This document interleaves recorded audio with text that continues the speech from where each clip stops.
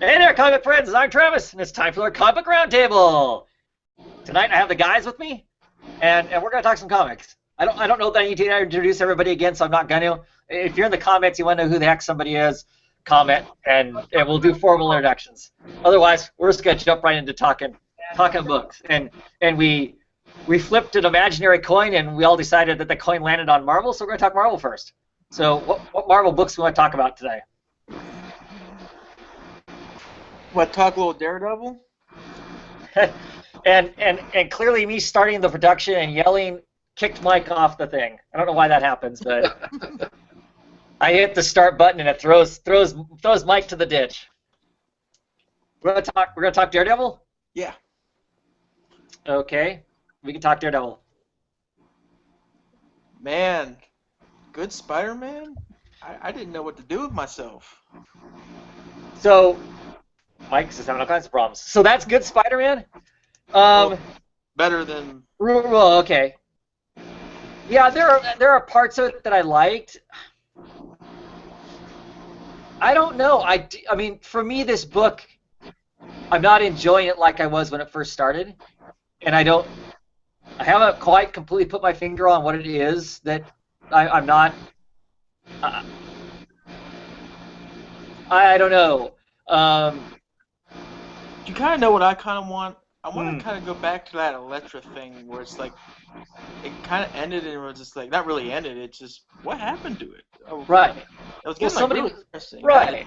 We get that 2 issues of somebody's messing with him, going through Elektra to mess with him, and I'm like, that's kind of a cool. That'll be interesting. And oh no, we're done with that.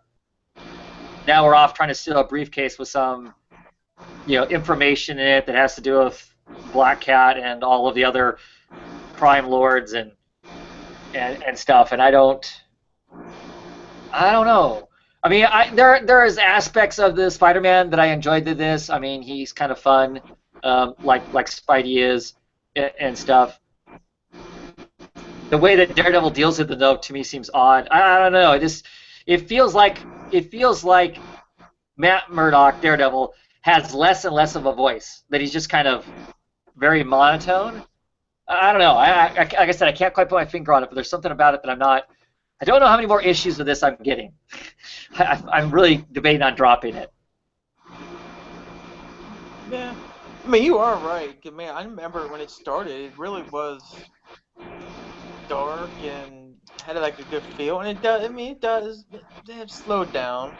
Yeah, I agree with that. Well, Um, I know. I did think like Matt was like kind of quirky. He was like he was almost trying to match Spidey's kind of his dialogue type. You know what I mean? right. Well, yeah. It's just like it. Well, it's like the writer won't commit to the character being anything. That first arc. It's kind of dark. It's kind of edgy. For those of us who are big Batman fans, it was more Batman-esque. Hmm. We could say that was fine if that's where they're going to go with it, but then they should go there. This him secretly nobody knows who he is. I was all on board for that to start out with. What's this thing he did? 8, 9 months ago that erased everybody's memory to not know who he is and all that kind of stuff. Now it's just this kind of thing they kind of throw out there every issue or two as just kind of in case you've forgotten. We've wiped everybody's minds. Now it's not even a tease as to that's going to be a story. I don't know, and I want to know what that is. I mean, I'm willing to take the time to discover what that is, but just not telling us is kind of annoying too, I guess, at some point. Not telling us that story. I don't know. Does this connect in any way to the Silk or Spider-Gwen? No, not to the best of my knowledge. That and they need the artist back. They need Garvey back on art. That would help too. Yeah. But yeah, I don't know. I don't know. It was okay, I guess, for me. As far as the issue goes.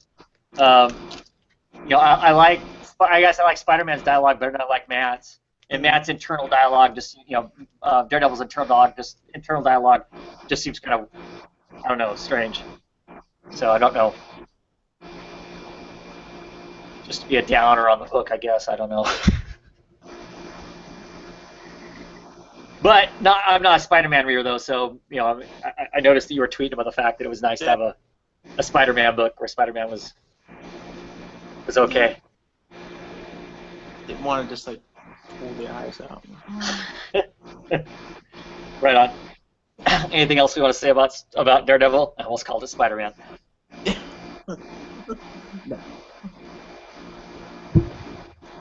What other Marvel books we want to talk about? I'm not sure if we're going to get Mike back, so. Yeah. You guys read Silk? Nope. What's going on in Silk? Well, it turns out Black Cat's some type of like mob enforcer now. Like she has like her own gang. Right. And it was a kind of like the story hadn't been that great, but in the last issue, it started picking up because you had this moment where Cindy Moon, that's Silk, she was like having this moment with her because she's working as a double agent, and she was really starting to relate to her. And right as she's starting to see her as a friend, and she kind of doesn't want to snitch on her, she's the bad guy. Black Cat finds out at the end of the issue that Silk is just manipulating her, like she's a double agent, she's working with S.H.I.E.L.D. So in this issue, they basically just have a big fight scene. Then story-wise, not a lot happens, but at the beginning of it is where it gets revealed that she found out this whole time she was getting played by Silk. So it was okay. It's picking up. These last two issues I enjoyed. I don't really like the art on it though. Yeah. Yeah, the whole Black Cat thing, that's become kind of a thing across a lot of the comics, I think, that she's becoming this kind of crime boss kind of a thing. I don't know if I like her as a crime boss. Yeah, as opposed to just being a cat burglar. Sounds an awful lot like Catwoman, doesn't it? Yeah, I like her being on her own. Well, I figure it'll go Marvel's back. Catwoman anyway. What's that? She was Marvel's Catwoman in the first place. Well, sure. Yeah, just as a cat burglar, and then they've followed that same arc with what the heck. Yeah, well, that's what it seems like, right? So you figure as soon as Marvel now hits, it'll change it all back, so it won't matter. So I don't know. I mean, she could be interesting as that. I mean, she probably has a lot of dirt on a lot of people, but yeah, she's never struck me, at least back when I used to read her. Of course, that is in the late '80s. She never struck me as that kind of a character, but yeah, I don't like her as that type of character at all. Like I like her being more the burglar that's just out for herself. Yeah, much like Catwoman. I don't like her working in a group and having a team and organized crime and all that. Yeah. Sure. I enjoy Silk though. I like her. I haven't enjoyed the stories that much, but I've enjoyed the character Silk. She's pretty cool. Right. She sounds interesting with the whole double agent thing and whatnot, and stuff. So and just her background. Basically having lived the first part of her life basically under lock and key, right? So it just kind of makes her kind of an odd character anyway. So. Yeah, and her dialogue it's a lot like Peter Parker's, where she's like doubts herself a lot. Sure. But she tries to make it like into a joke.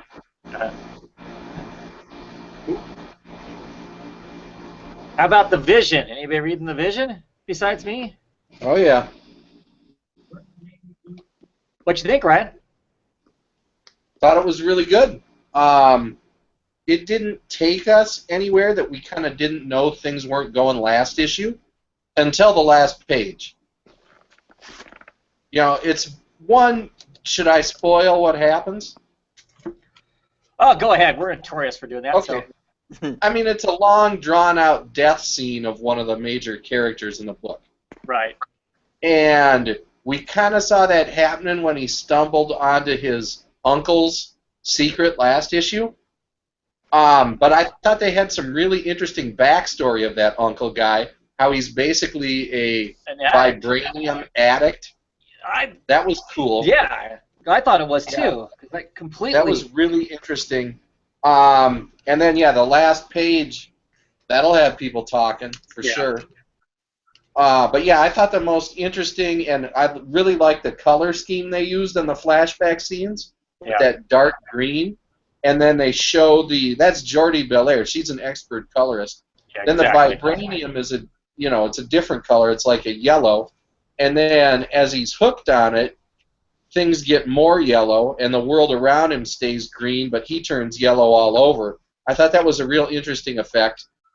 And then it looks like, yeah, I remember this thing here with when he joined up with the Avengers, he got hooked on Claw's sound hand. Yes. Because that was made out of vibranium. So that was all really cool. It was another standout issue. There hasn't been a bad one yet. But yeah, as far as propelling the story, the main narrative forward, it was a little bit sparse just because he spent 20 pages killing the Vision's quote-unquote son. Mm-hmm. And then at the end, yeah, he's dead, and it's pretty devastating. And you also see how there's a little bit of a Terminator effect here in that the Avengers are creating their own future, right? Because in trying to discern what the Vision's plan is, they set in motion the circumstances that are going to drive him over the edge anyway. So that's a traditional, very Philip K. Dick style sci-fi conceit. And this series has drawn a lot of Philip K. Dick comparisons as it runs. So it's continuing in that vein. We've got, what, 3 more to go? Yes. So I'm really looking forward to how it all ends. Same here. Same here. Because I just, you know, you're right. As far as the story as a whole, this one didn't move the needle forward very far comparison, you know, with last issue. But just this whole buildup of how they got to that point, how they got to the point of the result of the last page of this, I thought was interesting. You know, the whole attic thing. Was I thought was great, the way that was all done and whatnot. Just to me seemed, you know, really smart and like you said with the Phil K. Dick references and stuff. Just the idea that it, you know, they're basically fulfilling their own prophecy, their own worry of what might be happening is going to happen solely because they put the stuff in motion for it to happen. You know, kind of a thing. Yeah, I mean, like I said, I really enjoyed it. I enjoyed the whole, you know, the attic story. I mean, because that's what a lot of this was the attic story, and just his how he finds the stuff, and you know, and he's clearly doesn't consider himself, you know, an addict. I mean, but basically, you know, the Visions have a wireless piano that's got the metal in it, and when there's no one around, he's literally got his hands inside the piano, caressing the piano to get it more of this stuff. And you're right, the coloring is very brilliant in how subtle it is visually. That whole him hanging on to that yellow stuff and him more of his like clothing gets yellow, his shirt ends up being yellow, and then it just gets brighter and brighter and more intense as we roll to the end of the end of the story and stuff. Just, man, people who aren't... Example. Yeah. Even his dialogue boxes are yellow. And you get towards the end, and then he gets really intensely yellow. But yeah, I mean, for me, this is just flat out good comics.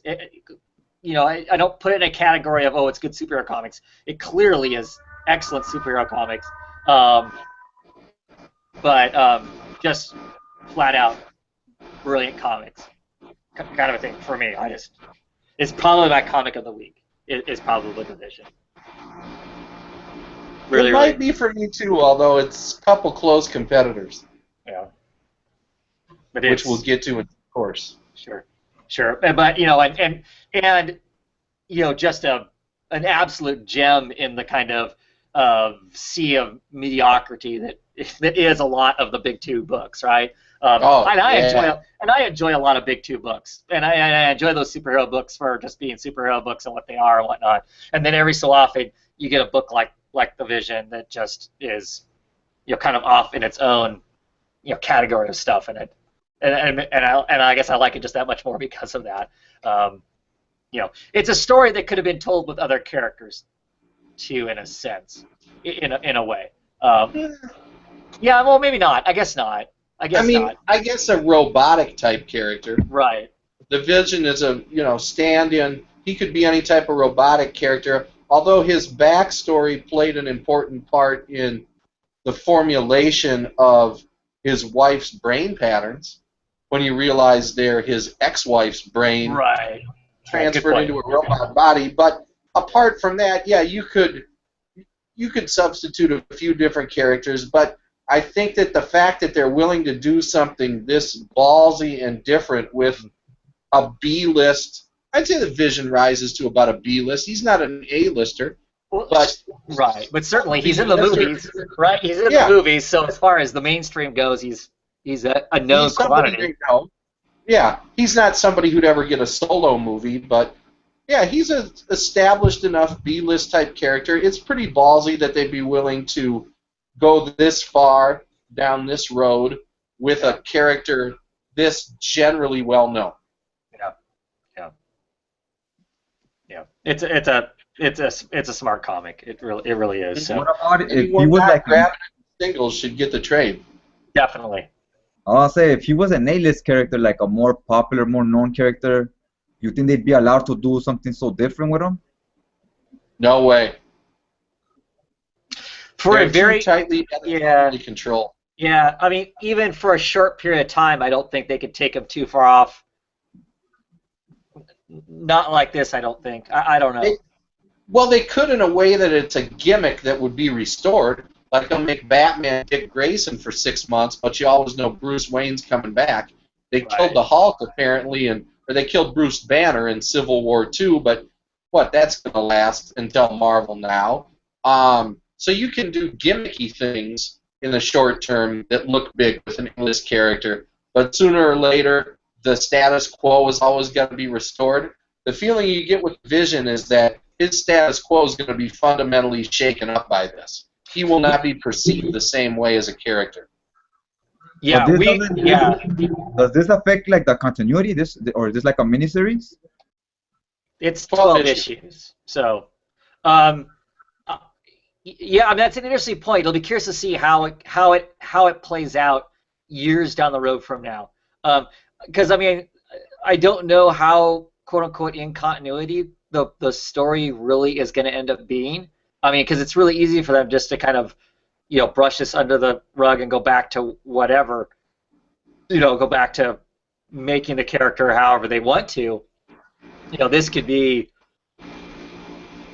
I don't know, like the Killing Joke, where it originally was written and it's really not part of continuity, but it ends up becoming part of it because enough people start embracing it. It really depends on down the road if other writers want to embrace this story that was told there and continue to make it part of the Vision. Because I don't know, the way this thing is written, how does he come out the other end of this thing? I mean, because the way this is written, it's implied that it's almost like scorched earth, by the time this thing is done. So if he annihilates an entire suburb of DC, I don't know if he can go back to being the Vision that we've always envisioned him before, kind of a thing. So I don't know. People in the comments are saying that it's in continuity. So I mean they kind of show it as being in continuity because I know there's that one point where they I don't know, is he actually a DC liaison? Is he a liaison to the government outside? The Avengers DC liaison, yeah. But does he do that? But does any other comic book show him fulfilling that role? I mean, in All New, All Now. I honestly can't remember, but I seem to recall a little scene in an earlier issue where he's at least in a Capitol Hill office. Right. In this book or another book? No, in this book. I don't follow any of that other Avengers crap. Right. Well, that's what I'm saying in this book, but I don't know. I mean, does he have that? Is he have that role in the All New, All Now? I guess I'd be curious. Oh yes, that's why he's living. They say that in issue 1. That's why he's moved this family of his out to the DC suburbs and put him in those schools and stuff because it's close to his work. So. I'm thoroughly enjoying it. I look forward to seeing how it all ties up at the end of it, and it will be curious to see years from now how they use the Vision. If this fundamentally really does change the character. Certainly will change him in my eyes. So. Oh gosh, yes. I guess the quick cop-out could be they can just reprogram him in another Avengers book later or something. Right, because there's been other Visions, right? Yeah. I mean, there for a while. I mean, even this book even goes to the history and talks about how there was a different version of him walking around for a while. So. Yeah. Cool. Excellent book. Pick it up if you haven't been reading it. Get it in the trades or whatever. Excellent stuff. Mike, what's the fiddle faddle? My computer has not been the same since I let Stan Lee borrow it, so I'm glad that you can hear me now. But yes, this was one cruncha muncha of a special. Yeah, right? You know? Still enjoying it? Yes, I like the new artist because I was not as excited, at least with Jenny's portrayal or her image as a demon with the former artist. I did like how little. Back. Right, Green's Okay. coming back, yeah. I'll be Yeah. dropping it then. So, this was nice that it barely touched on Civil War, and this is a very good story about the villains needing somebody to help them against vigilantes. So I like that part of it. Right. Well, I also like the fact it's like, these two guys are like, oh man, we're doing this again? I remember the last one. I'm tired of fighting my friends. I don't care if I have a disagreement with them. I am not going to go and get in a brawl with my friends, with people that this is a small grievance in the grand scheme of things. I'm not buying in, and I like that. I like that aspect of this tying into the Civil War thing. Kind of in a way, kind of like the last week was with Spider-Woman, where she just does not want to be involved in this spat that seems to be more about the heroes going after each other than it has to do with actually stopping or solving crime. Helping the world. It's not helping the world. It's their big egos tearing each other apart. So I'm interested in finding out if the software is supposed to be like Ulysses, that it's predicting danger, or if it's only identifying former villains. oh yeah, these guys that are in this that have their facial recognition and whatnot. Yeah. And they're clearly just making the decision that, well, you were once a criminal, so we're going to kick your ass. Doesn't matter whether you're a reformed person or not. Yeah. So. And that was the only thing that I think would tie in is if somehow they have a software that tells the future or the probability of committing another crime, that would fall back to Civil War. Otherwise, this is just a nice little take, a little vigilante storyline. Yeah. Well, that was interesting that that Danny's the one that went to jail. They didn't ship off the black guy to jail, at least, right? So that'll be interesting to see what that ends up being like. The cover of the next issue makes it look like they're going to do some jail time, but I don't know what that's really going to ultimately be like and whatnot. So yeah. I haven't followed Civil War 2 at all, and I almost skipped this issue because of the tie-in, but I'm glad I got it because it reads just fine on its own. Right. But the impression I get is that the premise for Civil War 2, speaking of Philip K. Dick, is very Minority Report. Oh, 100%. 100%. Yeah. That's clearly the the Minority Report is clearly that's what that whole premise really is. Knowing in advance, of a crime and apprehending criminals before they commit the crime, and all the pitfalls that potentially go around that. So. Well, we've seen that done before and better. Yeah, I haven't been reading it, so I don't know, but I would assume, yeah, that and they're having good fun, killing off people. I guess two dead people for sure, and one person in a coma. At any moment can die, as far as heroes go. So, yeah, and one of those heroes was killed by another hero, right? So this week, so Hawkeye puts an arrow through Bruce Banner. So, yeah, but I haven't read it, so I don't know. I really can't 100% say on it. My gut feeling, as most of my experience of lots of events, books as they haven't been fun. Just to kind of bounce back to the Vision very quickly with the whole, is it continuity or non-continuity? Chakyo brings up a good point. The Vision's daughter is going to be in the Marvel Now book. She's going to be that's right. She's going to be in the Champions book. So that kind of cements the family unit as being part of the Marvel Universe now. So you're right. It has to be continuity. The Vision's daughter, does that mean he had her, or they just created another robot? Oh, Another robot. Yeah, he created all of them. Yeah, it's not like no. They almost went down that road with Rick Remender, Uncanny Avengers, but didn't quite go there either. So, anyway, any other Marvel books we want to talk about? Hey, continue Old Man on with the Logan? tie-in. Go ahead, Oh. Mike. I'm gonna hear about that. Go ahead. All right. Old Man Logan, this was just here to kind of settle the idea. I mean, once again, he knows this is not his universe, but he still has almost like night terrors. So the young Jean Grey decides to take him on a field trip to several locations to show that it's not his world. And then in the end, he has a couple beers with friends, and so it was just. I think it was a filler issue, and then after this, he starts a Last Ronin series. He needs to learn to walk away from Jean Grey and never ever cross paths with her again. That's all I'm saying. Yeah.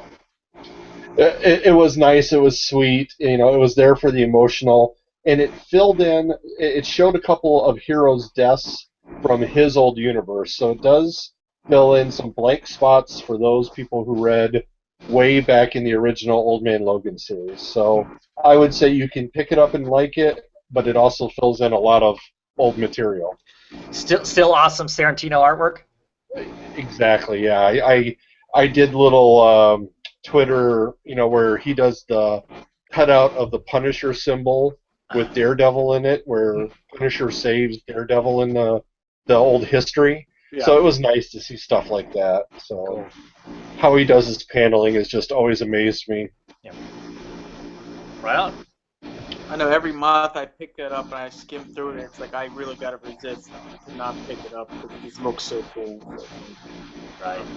How much longer is he on? Is there any plans for him to move on from that book, or is he staying on that kind of indefinitely? I think Ronin is going to be 4 books, and I think he's going to do all those, which I think would then make another trade, and I could see him stepping away. But I don't know otherwise beyond that. I guess it's wherever the next huge paycheck comes from. So. Well, I assume you get that far out, you're looking after Civil War then too, right? Yes. And is that a book that's been listed amongst the Marvel Now stuff? Not that I saw. Okay. It's okay. That one's interesting because they did not list it, but Lemire tweeted, so people were freaking out a little. But Lemire tweeted that no, the book hasn't been canceled, and then Marvel made him take down the tweet. So I don't know what's going on. So they haven't told Lemire that it's canceled yet. Right. He said it wasn't, but then that tweet disappeared within 12 or 24 hours. Welcome to being work for hire. Yeah. Uh-huh. Wait until you read the next arc. 20 minutes later, there is no arc. Yeah, okay. Nice. Okay. Huh. I have big plans for this. Yeah, well, that happens a lot. I mean, I hear lots of creators say, I've got 60 issues worth of material on this book. It's going to rock. And 10 issues in, they're gone. So, yeah. Yeah. Oh, but you That's can't do why that. I think that's why they don't do too much advanced work, because you don't want to get too far out in front, because all that work you did out in front might be ultimately a waste of time, unless you can convert it into something else. You write Green Arrow for a while, and then you turn around and write Hawkeye. You just use the material that you didn't use one place for another one, right? So, yep. Anyway. I was surprised Old Man Logan didn't pick up a bow. Yeah. I heard some writers say that stories they had with superheroes, when they're not allowed to do them, they say that story and then just create their own, in their own indie book. Yeah, well, I know for a fact that writers, if they get an idea and it gets nixed by the corporate powers, it's not like they throw that story idea away. It sits there and so they can use it again down the road. I mean, that's would be crazy to be throwing away that kind of work, right? So anyway, Luke, you had a Marvel book? No, it was kind of going on what you guys were talking about, the Civil War tie-ins, the Amazing Spider-Man one was actually pretty good. It deals with the. I'm not reading Civil War 2 either, but I know it dealt with the person that can see visions, whatever, seeing the future, whatever. Right. Yeah, so it deals a lot of this guy, and it goes. The villain's kind of like the guy that showed up way back in the Learning to Crawl story. Oh boy, was that the volume before? It was the first .1 story arc, and it was pretty good. I mean, you didn't really have to know much about what's going on in Civil War 2 other than there's the kid that can see the future, but it was pretty good. So. Oh, okay. Last cover.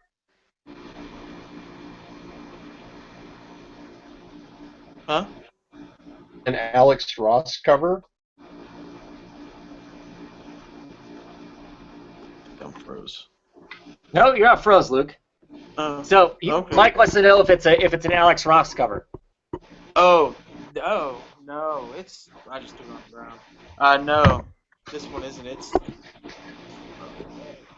no, it's not. I can tell it's not. I'm too lazy to get up and pick it up. That Nice. today was hard. Nice. So needless to say, Luke's comics aren't no 9.8 on the on the scale as he throws them over his back as he's done reading them. So bed for the dog to lay on or whatever. Comments are saying that Lemire wasn't supposed to leak that it was coming back. That's what they're saying. So we're just the cynics that say that it's been canceled and he doesn't know. So. Right on. Any other Marvel books? You guys read Guardians? Guardians of the Galaxy? Did not. Man, hell broke loose on this issue. It turns out Angela came back because she's kind of an off and on again Guardian. Sure. So they had the Badoon. They kind of like enslave people. And they're in this planet where they have all these slaves and they go to break out Angela, and Star-Lord had been captured there. So they have to save him too. And they free all the slaves. There are all the other mutants from other planets, and it's basically like this gladiator moment where all the slaves are free. Angela chops off the leader's head and she holds it up. She's like, we're nobody's slaves, and it was awesome. It was bad. Yeah. It was like it was just like the movie. Right on. The only thing I noticed too though, Kitty Pryde, she's like a lot more violent in this issue. She's kind of like Angela. Wonder she's like a bad influence for her. Like now she's killing and chopping heads off too. Great. Get Angela back on the book and they all become pirates, huh? Yeah, they'll become Conan. That means she's a good influence then. Yeah, she was. It was a real good issue. I liked it. The one thing though is there's so much Guardians now. I kind of don't like that. I like it when it was a 5-man team. Yeah. It's gonna become like X-Men where there's 20 of them and nobody gets enough solo time. Right. Because you got Venom, you got the Thing, you got Angela, you got Kitty Pryde, like all these new characters. That I kind of didn't like so much. Yeah, it falls into the pitfall that a lot of team books do. Once you get a lot of people on the team, unless you just want to see, a big group of, heroes stopping across the page, you don't get much character work when there's that big of a cast. It does make it tough if they don't shrink it back down at times. That's it. Unless you're Chris Claremont and can load up every page with thought balloons. There you go. I loved that as a kid. I don't know about now. I'm afraid to go back and read a lot of that stuff. But man, those X-Men and the New Mutants and stuff like that. Oh. Yeah, I read a lot of. I collect a lot of like the old comics, and when I read those, then I read the newer stuff. It seems like if I finish it so quick compared to because one of the older books is like three issues of the newer stuff, reading wise. Yeah. Is Bendis writing Guardians? Yeah, and he's dialogue heavy too. He writes a lot of dialogue. Mm-hmm. But I'm happy to see Angela's back, and she was all up in the cover of the book and everything too. Yeah. I'm happy to see her back being like what she's supposed to be right there. I don't know how I feel about that Thing, and then I almost feel like it should be two different teams. Well, that's right. That's where Ben is at right now, right? Yeah. Yeah, I almost feel like he should be with like Groot and Rocket Raccoon. Like they should be separate on their own stuff. A book that's Rocket Raccoon and Groot and Ben, huh? Yeah. That could be a nuts of a book. Holy cows. Just be like get them out of the team and just keep the other characters with Guardians. Yeah. Yeah. Gamora's gonna have her own book, isn't she? Going into I'm not now, sure. I think. Oh yeah, I think she is. Yeah, I think she is gonna have her own book. Yeah. Saw some cover work that looked pretty awesome of her. I don't know what the interior art looks like, but the cover picture of her looked cool. As far as That could be good. That could be good. Gamora getting some solo time. Yeah. Cool. Okay. Any other Marvel books? No? Marvel news? I mean, of course, there's the giant, list of Marvel now. I do not have it in front of me. It's out there for everybody. You can, check it out. Big giant list of all the books that are coming out, or some of the books. I don't know if it's all the books, but some of the books anyway that are coming out. There was some stink on the internet for a while about spoiling it before the announcement, and somebody leaked it or whatever. Yeah, take that for whatever it's worth as far as that goes, I guess. Anything stand out there on that? Of anybody that saw that list, anything stand out that's like, damn, I need to make sure I check that out or I get that? Well, not to me, but I know the one that's getting the most scuttlebutt is the Spider-Man Renew Your Vows monthly series, written by Jerry Conway. So somehow they've got a new Spider-Man book without Dan Slott, so that has some people excited. And I know that I didn't read the previous Renew Your Vows miniseries, but from what I understand, it was very popular. It's Peter and Mary Jane married. Yep.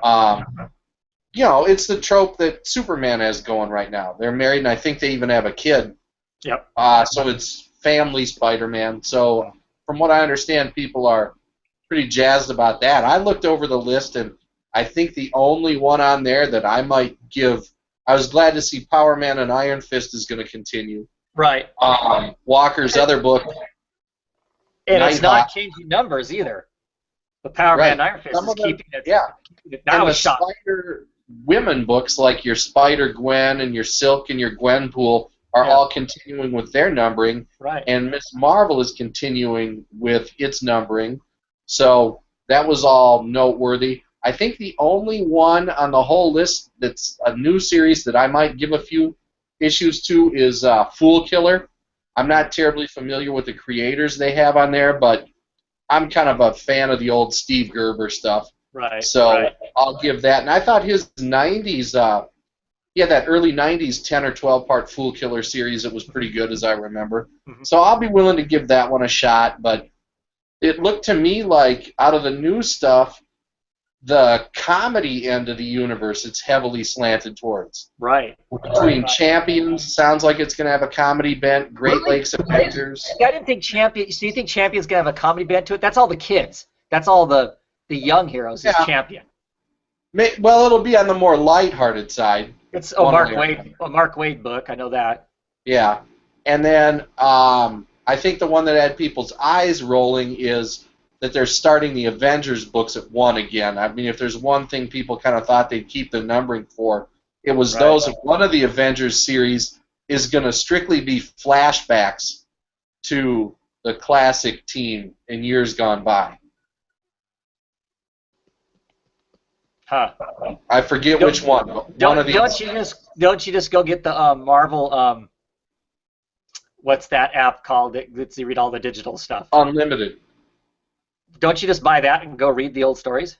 You'd think, but apparently they're going to shoehorn in some stories into years gone by. So that's that's to prove that in the past that Captain America has been part of Hydra, right? Maybe so. But is it something else of note worth? The fact is, there's like only one X book in the entire lineup right now. For now, they have that. The next crossover, is Death of X. Yeah. So the question is, how many books are really going to be on the other side of that? And maybe that's where Lemire got in trouble, because obviously Old Man Logan will have something to do with that, and they're probably just not announcing which X books are going to I don't know. How long have we gone without a Fantastic Four book now? That's interesting that you bring that up, because although Ben Grimm is over in the Guardians, Well, and apparently the Human Marvel's- Torch, and the Human Torch is in some of the Inhuman books, right? Yeah. Marvel's corporate policy now is that they no longer respond to requests about what's going on with the Fantastic Four. They're just ignoring it altogether. You know how sometimes their editors will engage people on social media and stuff? Mhm. There's basically a embargo on addressing the Fantastic Four at all. They just want to pretend it doesn't exist. So I think they're gone for the foreseeable future until there's a change in editorial strategy there. Yeah, I've been for a little over a year, like a year and a half, and I don't think though since I started reading, I don't think there was a Fantastic Four. That's crazy, isn't it? Yeah, I don't think it's been quite that long, but yeah, it definitely is. It's bizarre. I just that there isn't a Fantastic Four. You know, it kind of being the first superhero-y team book and it not to be around anymore is nuts. Yeah. So, I'm looking forward to the new Thor book that's coming out, The Unworthy. So Are they still doing 2 Thor books, Mike, or is it down to 1? yeah, it'll be Jane Foster, the Mighty Thor, and then Odin's son will be the Unworthy. mhm. Wow. In the comments, it was mentioned Cage. Anybody got to check that out? Yes. Yeah, I'll give that a shot. That's the solo Power Man book, right? And there's Solo Iron Fist too, I believe. Oh, is it really? Yeah. I haven't completely looked over the list, so I don't know. What about Slapstick? Anybody gonna read that? Oh yeah. I might just what the hell, you know. Yeah, I think I'm gonna pick that up. That one looks like it could be good. Depends on how much they're asking for number 1. A lot of these books, that's where they're right, $5. That's partially determines on whether I jump on to give it a try. There's a lot of books I would be curious about that I don't know that I'm willing to pay the the I $5. don't want to pay the first month rent on. You know, not that I don't spend a lot of money on books because I do, but it's easier to. Yeah, we talk about it all the time. It's easier to take risk on a cheap book than it is on an expensive book. So. Well, I think the June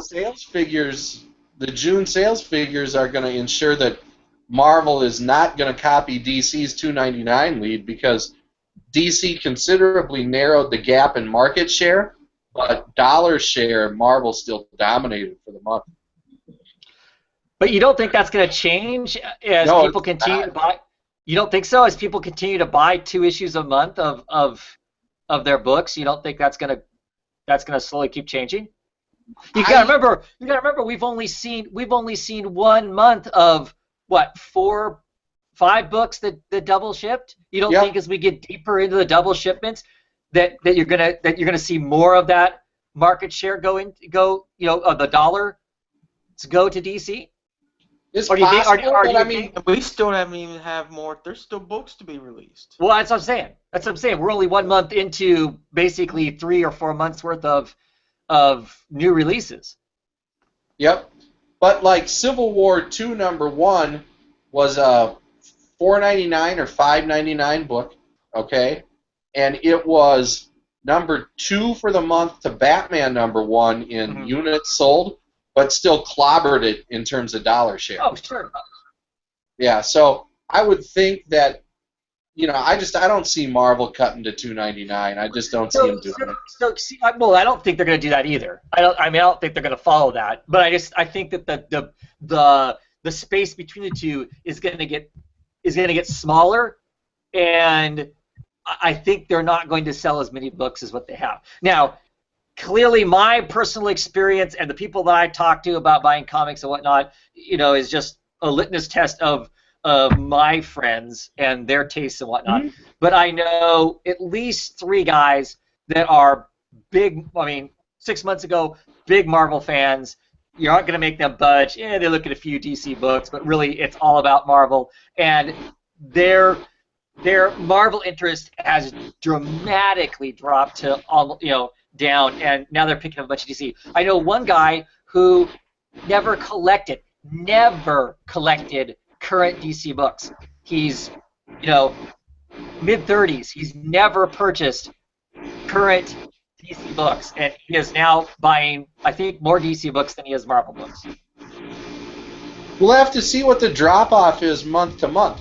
You know, if DC is able to keep 50% of the people that jumped on the number ones, then the gap will be narrowed. But if it goes down 50% and then another 50% the following month, and if it adheres to the typical patterns we've seen in recent years, where they end up finding a ceiling or a floor, around 30-some thousand, then I don't think they'll narrow the dollar gap considerably. If the new floor or the new ceiling for these, the new floor for these books is somewhere around 50,000 or 60,000 instead of 30, well then yeah, they would narrow that dollar gap in the long run considerably.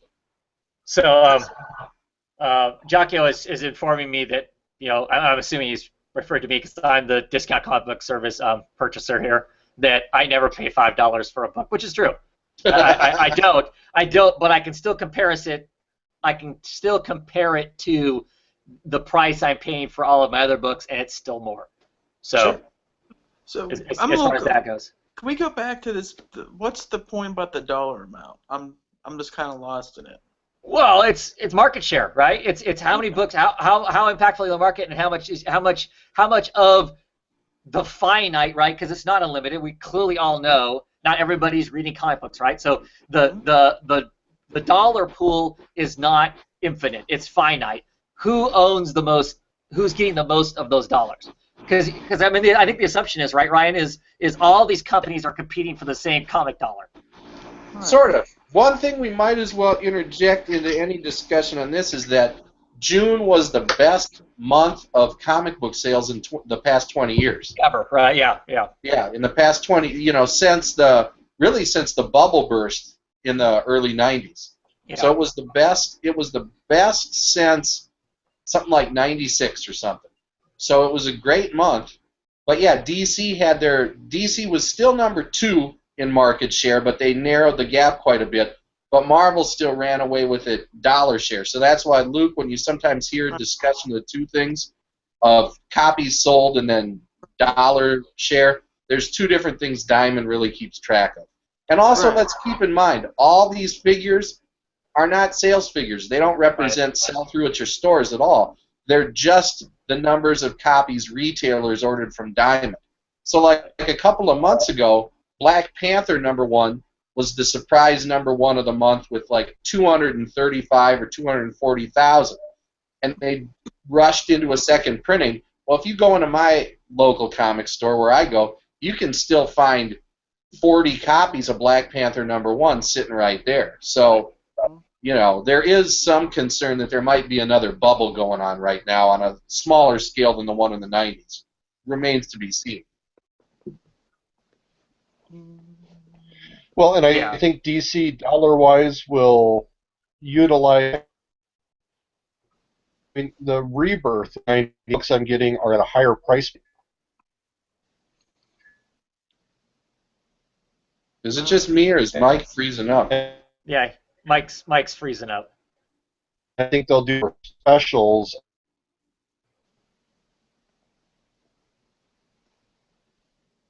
Which is unfortunate because I'd love to hear what he has to say. A big point. You're freezing up on us again, Mike. Yeah. All right. Oh, I could try to guess the point I think he was making. I don't want to comment on it, but I don't. I'll just shut up because. No, what? Does it matter? I mean that there's. It doesn't. No, it's never mind. I mean, I'll be accused of being a DC fanboy. I'm not going to go there. Never mind. No, whatever. I mean, I've lived with it for 5 years now. So ever since I started doing YouTube videos, I'm clearly biased as all hell. So. I know. But I mean, competition's good regardless, right? I mean, that's what it comes down to. I mean, if both companies are competitive, you would hope that makes both companies better, both product-wise and you know, it is what it is. To some degree, it feels like it's a competition. You know, who's better, Marvel or DC? I get tired of that conversation, to be quite honest. So, for whatever that part of it's worth and whatnot. Some people in the comments are saying that DC won't stay at $2.99. I think at some point it won't be. Well, clearly at some point they're going to have to change their price point because, well, nothing in the world gets cheaper. Everything gets more expensive, right? Simple economics is going to tell you it's going to rise, or they lose money over time. But I bet they give it a year. Oh yeah, I'm sure it lasts at least that long. You know, clearly they're going to put out books that are more than that because they already have listed books that are going to be more than that. I think All-Star Batman, I think for instance, is $3.99 or whatever. But I think it's like $5.99. Oh, is it? Yeah, it's a premium price book. Oh, $5.99 for a. Maybe it's $4.99. Someone in the comments can for correct a you know what? Here's what I'll be Ramada okay Junior with book. It if the quality is good. Like when you look at Dark Knight 3, granted, I mean the quality. I mean, I'll pay a little extra money for a good cardstock cover, good paper, the good print. I don't mind for like special books like that. I won't mind paying extra money to get good quality product versus just a cash cow type of thing. You know what I mean? Sure. I don't know how you determine that though, because one person's seeing something as a gimmick or a cash cow somebody else loves. So. Okay. Well, we can look at. No, I'm not gonna go there. But back to the DC thing. I mean, this is why I think the model works. I mean, if you're trying to get newer people to try and jump on for $2.99 for a year, you think you got the people in to give it a try at a relatively cheap price. I mean, it's a cheap investment. So, I mean, then if it marks up, I mean, again, it just goes back to simple economics. At some point, they will lose money. And that's not a DC Marvel thing. I think it's a bigger business practice. You're trying to get newer people to come back. Don't you remember the drug scare films they'd show you in high school where they'd be like, that pusher is going to give you that first crack rock free. Now you're dating yourself, Ryan. You're dating yourself. Kids nowadays don't get to see things like that. Yeah, but no, Luke's absolutely right. That's just standard operating business practice around the world. And I saw Mike typed in his point. Right. And he's exactly right. They'll sneak in some extra things, but a year from now the landscape will be different. Yes, a lot of things will probably go to $3.99, and the double shipping won't last on all books either because they're going to see which ones are worth it to them to keep doing and which ones aren't. Sure. Because I mean, they already have some that aren't. Because they know that not all those books have the stamina to maintain a double ship. Yeah, and to be specific as to what Mike said, Mike typed in the comments because he's having connection issues. That I think Rebirth will stay $2.99, but we'll do other books at higher price and the special books to cover the difference. Mm-hmm. So I mean, clearly they're charging more for that, All-Star Batman book because they're probably having to pay a higher page rate for all the people who are doing that book between Snyder and the rockstar artists who are on that book. Clearly, you need to charge more to. I think to Luke's point, that's going to be a somewhat nicer format too. It's not going to be Dark Knight 3 type of format, but I think it's going to be on a little bit better paper and maybe give you a heavier cardstock cover and that kind of thing. Okay. We're kind of drifting all over the place from Marvel. I don't think we have any other Marvel news, right? You think of anything? Oh, my birthday present to myself. Thank you, honey. Happy Sorry, birthday. my wife stopped in. She says hi. She waves hi, I should say. Okay, so let's roll into DC since now we're kind of talking DC anyway.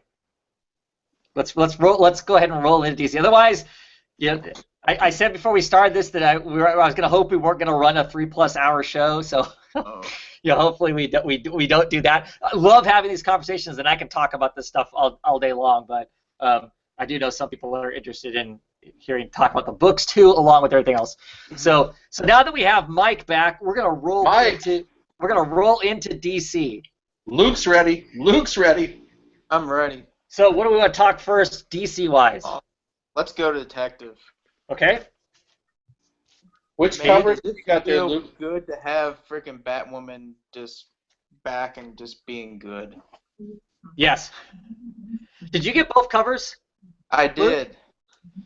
Yeah, you got What's- to see it. Here's the what's the variant? Raphael Turkey variant. Yeah, right on. Ooh, that's a good-looking variant. It is. He looks better when you get like real close. The way he draws his Batman is just really good.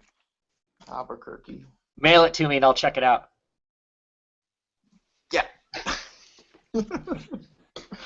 So what do we think of Detective Comics? It continues to be, I think, the best. Yeah, definitely the best Batman book, and I dare say probably one of the best Rebirth books out. I'm loving it, and I can finally go. Because I was worried that Jason Todd was the bad guy in this. I was so worried. I like who the bad guy ends up being. You I- don't, I- or you do? I do. I think that's a great piece I of was, story. No, I was worried that it was going to be Red Hood. Sure. No. I didn't like- think that, but I'm kind of, I like it. I like the whole idea of it. I like, Yeah.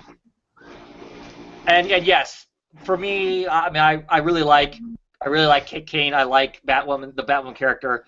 Pretty much always have, despite the last little bit of the Batwoman run, really like the character. And so yes, she felt a lot more like her character. You know, when she's not wearing the cowl, you know, she has her moments of kind of questioning whatever and whatnot. Great to see Renee Montoya, you know, kind of in that role that she was in again too, a little bit that she was in this. So nice to know that she's still around, and you know, and they had a relationship, so clearly that was, you know, all there. That stuff's all still, you know, squarely in continuity. And then you know, her just to kind of, this is what we're gonna do, and this is how it's gonna be. I like that. And I like the role of these youngsters that are in it too. Tim didn't even annoy me in this issue, so that's pretty amazing. How about Clayface as an escape pod?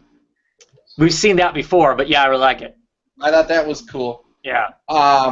One big plot hole that needs to, well, either be ignored or resolved is that they were saying that earlier on in the issue that all these people were being spied on by this force, which we now know to be this military unit led by her father, were being spied on before they got the team together, right? Right. That was the implication. But then later, towards the end, he says, oh, you know, it wasn't until all of you got together that we decided to launch this plan to make our own bat-trained force. So that one kind of snuck away in the back of my head as I read the last few pages. That one, I don't know, that could have used a little more editorial guidance, I think, but, you know, whatever. Plot holes have happened before and they'll happen again. And I can tell you what, though, the art in this, too, I know Right. Burroughs, yeah, I'm sorry. No, go ahead, Luke. No, I'm saying I know Burroughs didn't do this art in this issue, but I love his Orphan. Even the Cassandra, the one she's flying across the skyline, and then that fight on the roof. Yeah, the art was good. Yeah. Yeah, very good. Alvaro Martinez, yeah, I'm not really familiar with the work, but really liked this. I actually liked, to tell you the truth, I liked the art better in this than the last issue, because that last issue with Burroughs had those occasional pages where it was colored different, you know, where they gave it almost a painted look to it. As we talked about before, that to me just kind of seemed a little strange. I wasn't exactly understanding why they were giving me those kinds of visual cues on the stuff they were, whereas this is consistently colored all the way through the same. So I wasn't reading it and questioning some bit or piece of it as far as that goes. So yeah, I mean, this is going to be cool. I mean, how long is are they on the run and all that kind of stuff will be interesting to see. They took Batman out of the book, so I don't have to worry about that now, because I was kind of wondering if, I'm glad they got to that story really quickly. The whole, this kind of sucks being appointed by Batman to do something, but then having Batman telling me how to do everything. how am I in charge if I'm being told what to do all the time? So I liked that part of it also. Yeah, how he pointed out Okay that with Batman's a control freak. But yeah, he'll let you run the operation, but secretly he's the one running everything still. You know. Yeah, I like And also that they I'm took him sorry, out. I like this approach too. Go ahead, Jay. I'm sorry. Oh, no, go ahead. No, go ahead. I'm sorry. Go ahead. I Oh, interrupted. no, I'm you're sorry. saying that I like that. Yeah, that it's concentrated more on the other characters because you don't need like 2 stories of Batman going on at the same time, especially when it's every 2 weeks. Right. What were you gonna say, Luke? No, that was pretty much it right there. I'm okay. This goes back to the Batwoman Detective Comics run where it's okay to have Batman do Batman things, and then on Detective, every once in a while I'll get him in there just to do whatever. But having someone else in the spotlight, it's totally fine. You still get the Batman feel, but you'll have Batwoman or Cassandra, whoever. Let them have the spotlight for it. I'm fine with that. Yeah, and I liked also that like I noticed all these characters were like former Robins or former Batgirls, and now they all have their own identity, if you will, their own superhero name and everything. I think that's the way you should do superheroes. Like every time they try to make a new character all the time, like start him off on somebody else's book, and then give him his own like as a sidekick, as opposed to just taking the instead of being Batman, be his sidekick, and then let the character develop that way. So kind of a legacy character, but not exactly a legacy character.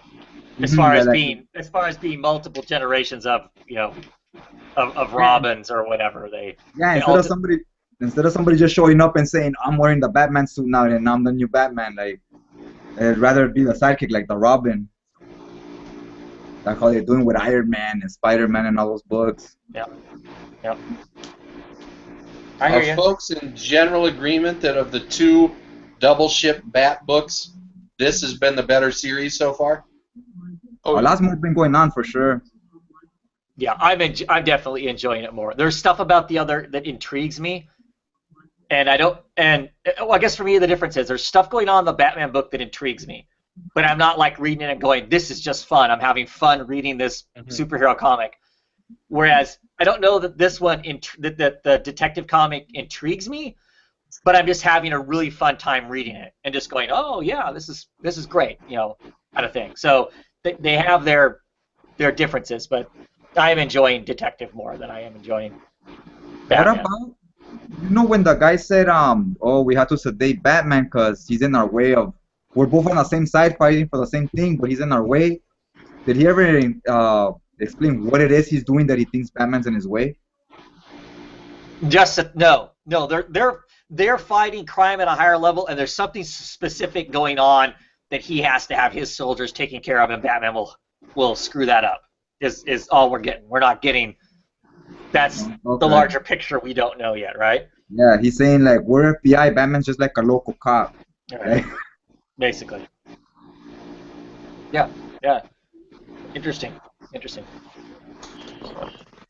What else? What other DC books we want to talk about? Mike, you want to give a DC book a shot? Well, I might have to do it by charades, or how bad am I? No, you're fine right now. Okay. Then I will do Wacky Racers, because this is issue 2. This is a $4 book. But I love that this is a Mad Max style on an old cartoon that I used to enjoy. They let this writer pretty much go where he wants to go, and right now it's the apocalypse of Los Angeles. And in this one, we find out that Dastardly, Bastard, who is the bad guy of the comic book, he was Is he with a curly mustache? That's what they show, like in the past. And he was a concert violinist, and it ends up that he let his family die of these nanites that would eat your skin and everything.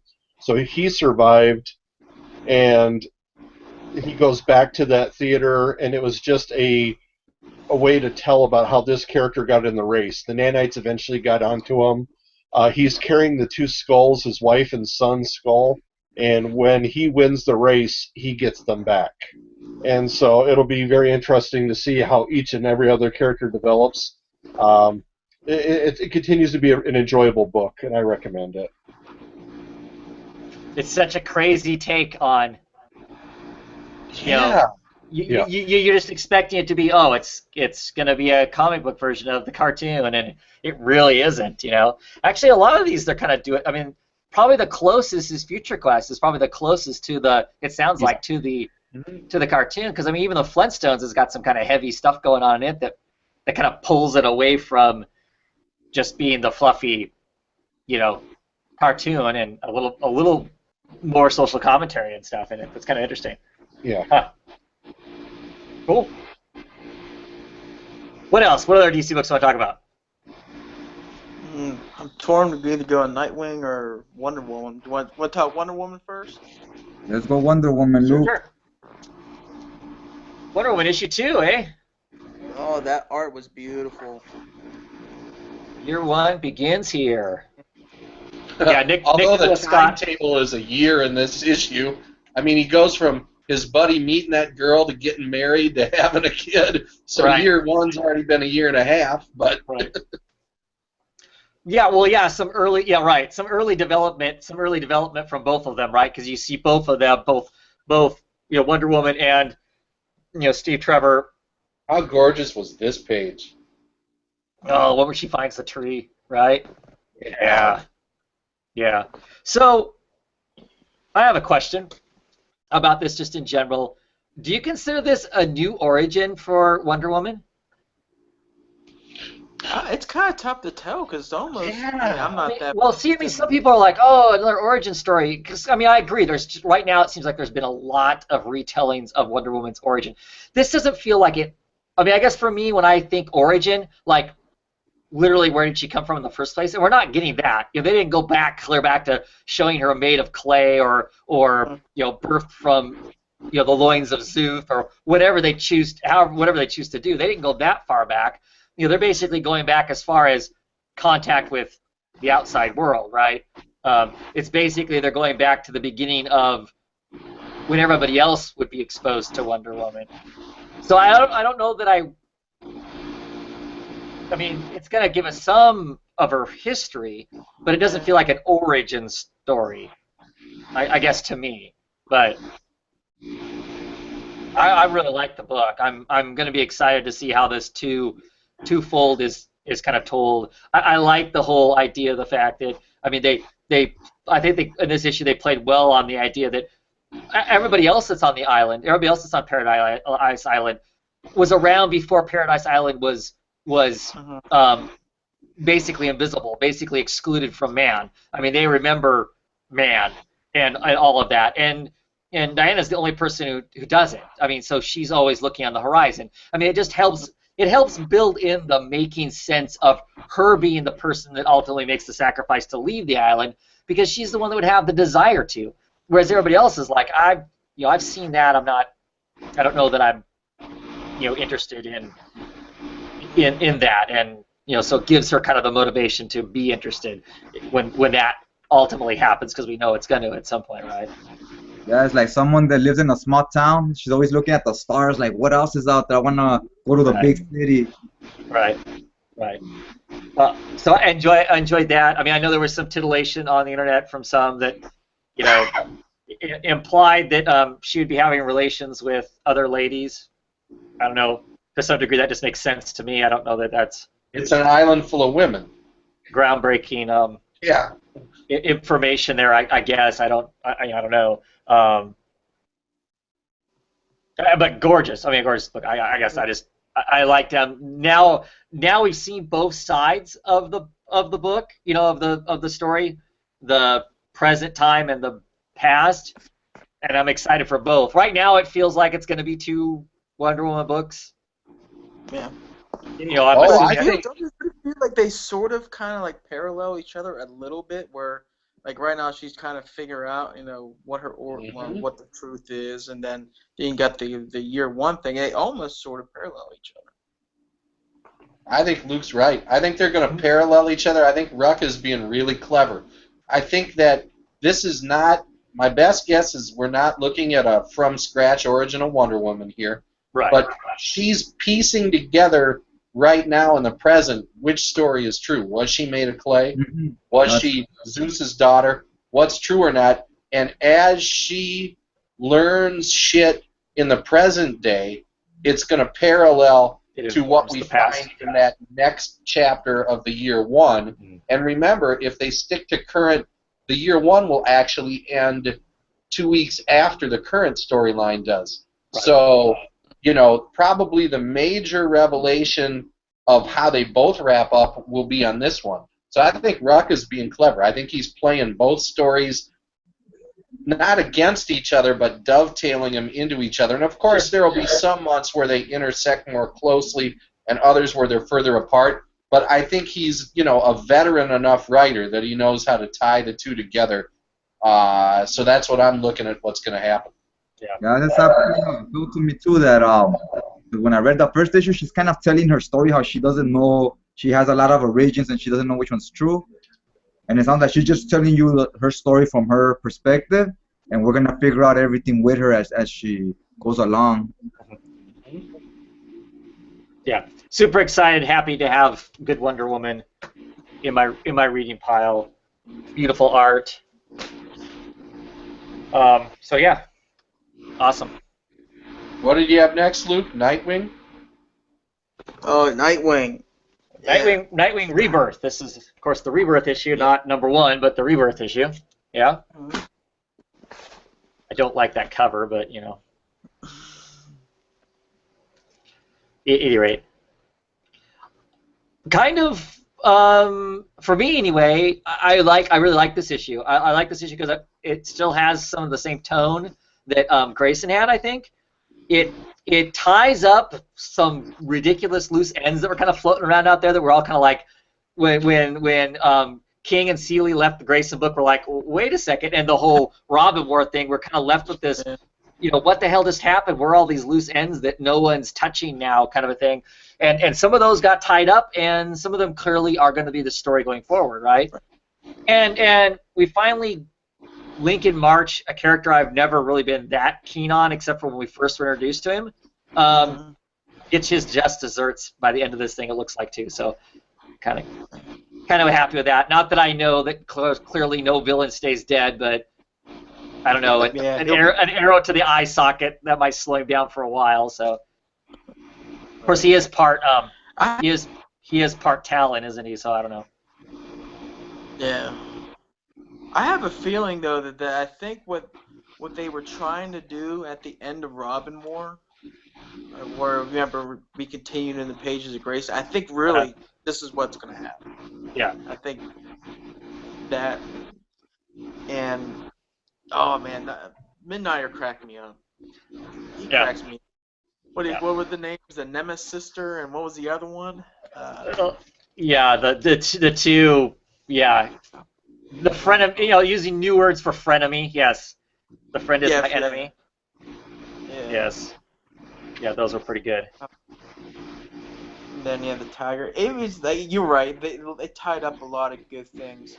The art, I love Paquette's art. I just think in this issue, I just don't think it played to his strength as far as kind of like the script and what they were trying to go for. Yeah, the whole thing seemed kind of rushed and simple for him, didn't it? Mm-hmm. It did. It's it. Because he's kind of known. He's kind of like J.H. Williams in that he's known for having kind of artsy panel layouts, and none of that was there. There was not a single panel layout that had any filigree on it or anything like that. That make it a fancier kind of a thing. So I don't know. Was it a rushed job? I don't know. It was something that they just needed to knock out quickly, or what? But it almost seems like that. Is he just doing the Rebirth issue, or is he gonna be doing the? I don't think he's a regular on any of this. I don't think. I know he's doing the variant covers for the first year for or not the variant covers. I think he's doing the regular covers for Batgirl and the Birds of Prey, and he redesigned their costumes. But beyond that, I don't. I don't know. Yeah. But I Is really this enjoyed it. every- I'm excited for Nightwing. I'm excited for Nightwing. Whereas when the New 52 hit, I started picking up Nightwing then, and it was just, it was just Nightwing getting his ass beat every single issue, and it feels like King was a good portion of the Grayson book being kind of what it was, and so and if it's going to be like that, I'm looking forward to what is next with Nightwing. I'm excited about it. This puts potential concerns aside. Oh God, what are they going to do? Is Nightwing going to go back to, now that he's back being Nightwing, because I liked him as Grayson. Now that he's back being Nightwing again, what's that really going to be like? Because I didn't really care for my experience with the first 9 to 12 issues of the New 52 Nightwing. So yeah. Made me Is this wish Seeley every was 2 writing weeks? a Damian Wayne book. Yes, I believe Nightwing is a double shipper. Yeah, it's double ship. Yeah. And what did you say, Ryan? Made me wish that Seeley was writing a Damian Wayne book. He's really got a solid handle on his dialogue and character. I enjoyed that the most of anything in the issue, I think. Yeah. Just those two talking back and forth. Oh, yeah, definitely. Clearly, I think he definitely read all the stuff that the past with them, because it really did. It really felt exactly like the conversations that they had prior to the New 52 when Dick was Batman and whatnot. It's still all there, and I really want a video game Viking cheese. I really do that. Running around as a big old cheese wedge with a battle axe and a Viking helmet. Yeah. Oh yeah, I just think that's funny because because he's such a serious kid, right? And to pick a video game that just sounds incredibly corny, Yeah. Trained by the Al son of Batman. I'm gonna go play some cheese. Right. Which of course even Bruce frowns upon. I don't know. I think it's funny. So and the humor's still there too. I mean, clearly Seeley's got some humor because the humor's still there. Where he's putting in his initials. And of course Dick his which I always hated it as a kid seeing that on the. Yeah. But so yeah. Okay, what else? I've got 4 more books. Anybody give this one a shot? Yes, New Superman.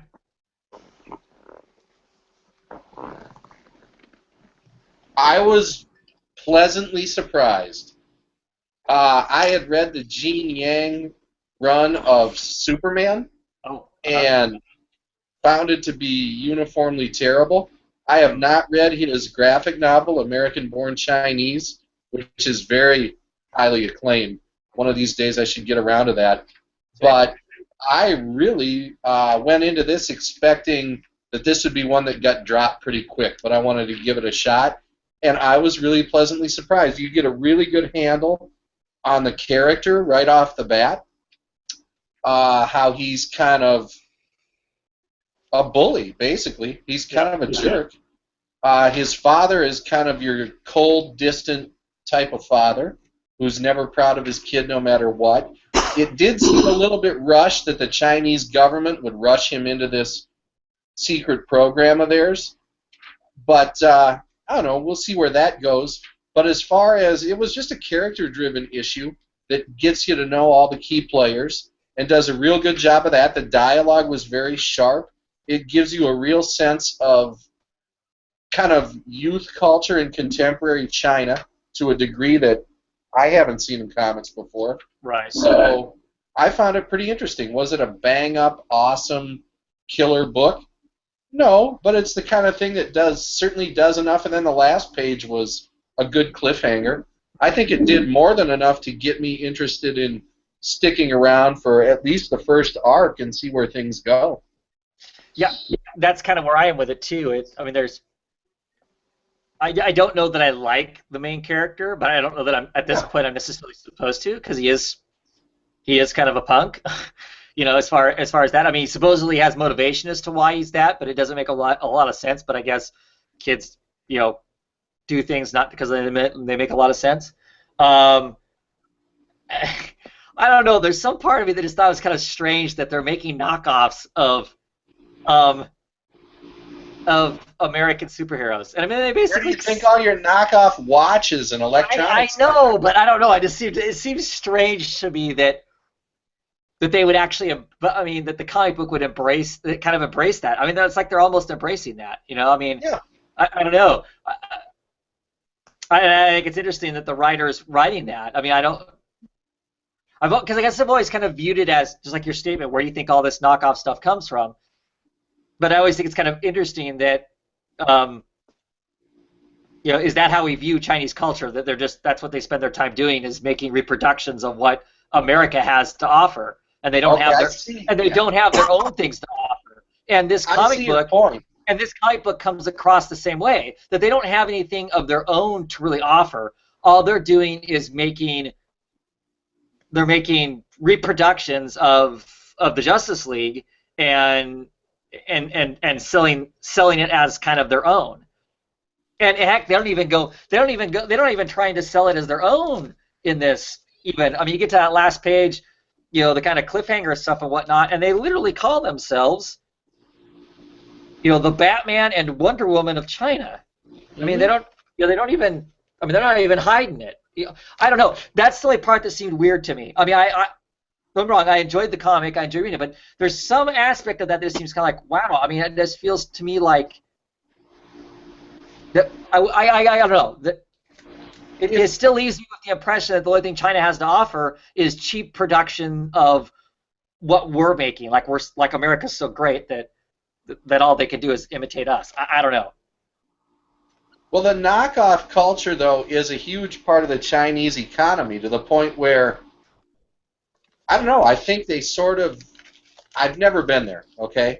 Yeah, so I'm not speaking with any authority, but from what I understand, just given from watching films and reading a few things about it, is that particularly among the youth there, which would include this admittedly punk-type kid in here, but I think he'll grow into a more heroic role, is that at least among the youth, the knockoff thing is sort of like a staple of their own culture, because a lot of people expect to sort of grow up to be a person that's making knockoff Cartier watches or knockoff Hugo Boss suits and that kind of thing.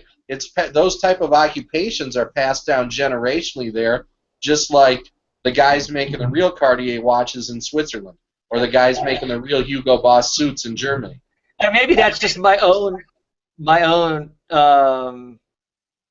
naivety about China. I mean, because I'll be quite honest, I don't really know. I mean, I'm no expert either. I mean, I have some assumptions, and some of those assumptions I always kind of hope aren't really true about it being a culture of that. But I mean, even the cover, if you look at it closely, has that in it. I mean, there's the Big Belly Burger, there's the Solder Cola. I mean, they're that pop culture and appropriating American culture as being their own. I mean, I guess I get that if that's really what it is, and I guess to some degree I want to assume that's what it is, because we have an Asian American writing the book, so I'm assuming he is taking some of all that into consideration as he writes it. Yeah, and I think he's a guy who's spent a considerable amount of time in China. Yeah. So I don't think that he would purposely sort of downplay any authenticity. Right. That's why I have less concerns with that, but to me it just seemed curious, and maybe that's part of the whole message. But I just found it curious. Now I have to admit, if this was written by Joe White guy, I'd really be going, really? Is this really what? My other thought is I know that DC has a catalog of Chinese heroes, what they're called, like the 10 or something like that. They were in that last Superman arc, yeah. Right, and so it's not like it's not like there aren't Asian superheroes they could use. So it just seems this is interesting. This copying of the Justice League. I'm curious about it. I'm like I said, I'm not hating the book. It's just interesting. I'm going to make a prediction on that book, which is that's going to be the surprise, not a top seller, but a surprise popular seller breakout type series among the new DC lineup. You think so, huh? I do. I think that there is an underserved Asian American fan base in comics, and I know from things, just the loyalty. Like, I'll give you an example. A few years back, I'm a diehard Timberwolves fan here, right? And a few years back, they were an absolutely friggin' horrible team. I had season tickets. You'd go most nights, and the place had 6,000 people there. Okay? Yao Ming came to town with Houston, and the joint was packed with a lot of folks that did not go to another basketball game that year. You know what I mean? So there is an underrepresentation of Asian American. Here's our little guest star, by the way, of Asian American fan bases for sports, for popular culture, for films. This is a huge community that has statistically smaller representation than just about any other group you care to mention. I think this book is going to do. I think this book is going to do surprisingly well. Well, I hope so. I hope so for that. If nothing else, just to represent the person. I like his costume too, as far as new designs of types of costumes and whatnot. I'm a sucker for the cape that goes over the shoulders though too, but I liked it. So it was interesting. It was an interesting read, for sure. Books I didn't care one iota about. Oh God, I'm with you. Oh. Hal Jordan and the Green Lantern Corps, Rebirth. This is kind of it. I don't know. It sets up some stuff, gives us some idea. I'm assuming of what happened with what was going on in the Green Lantern Corps prior to the Rebirth stuff. I would guess him with the gauntlet and whatever all that shenanigans was and whatnot. Art by Ethan Van Schreiber. If you like his art, this is on point for him. I would think after a while, at some point, as a Green Lantern fan, don't you get tired of seeing the same artist do the book? I don't know. It's like, for me, I'm happy to not be reading Capullo Batman right now just because I needed a break visually from what he was doing.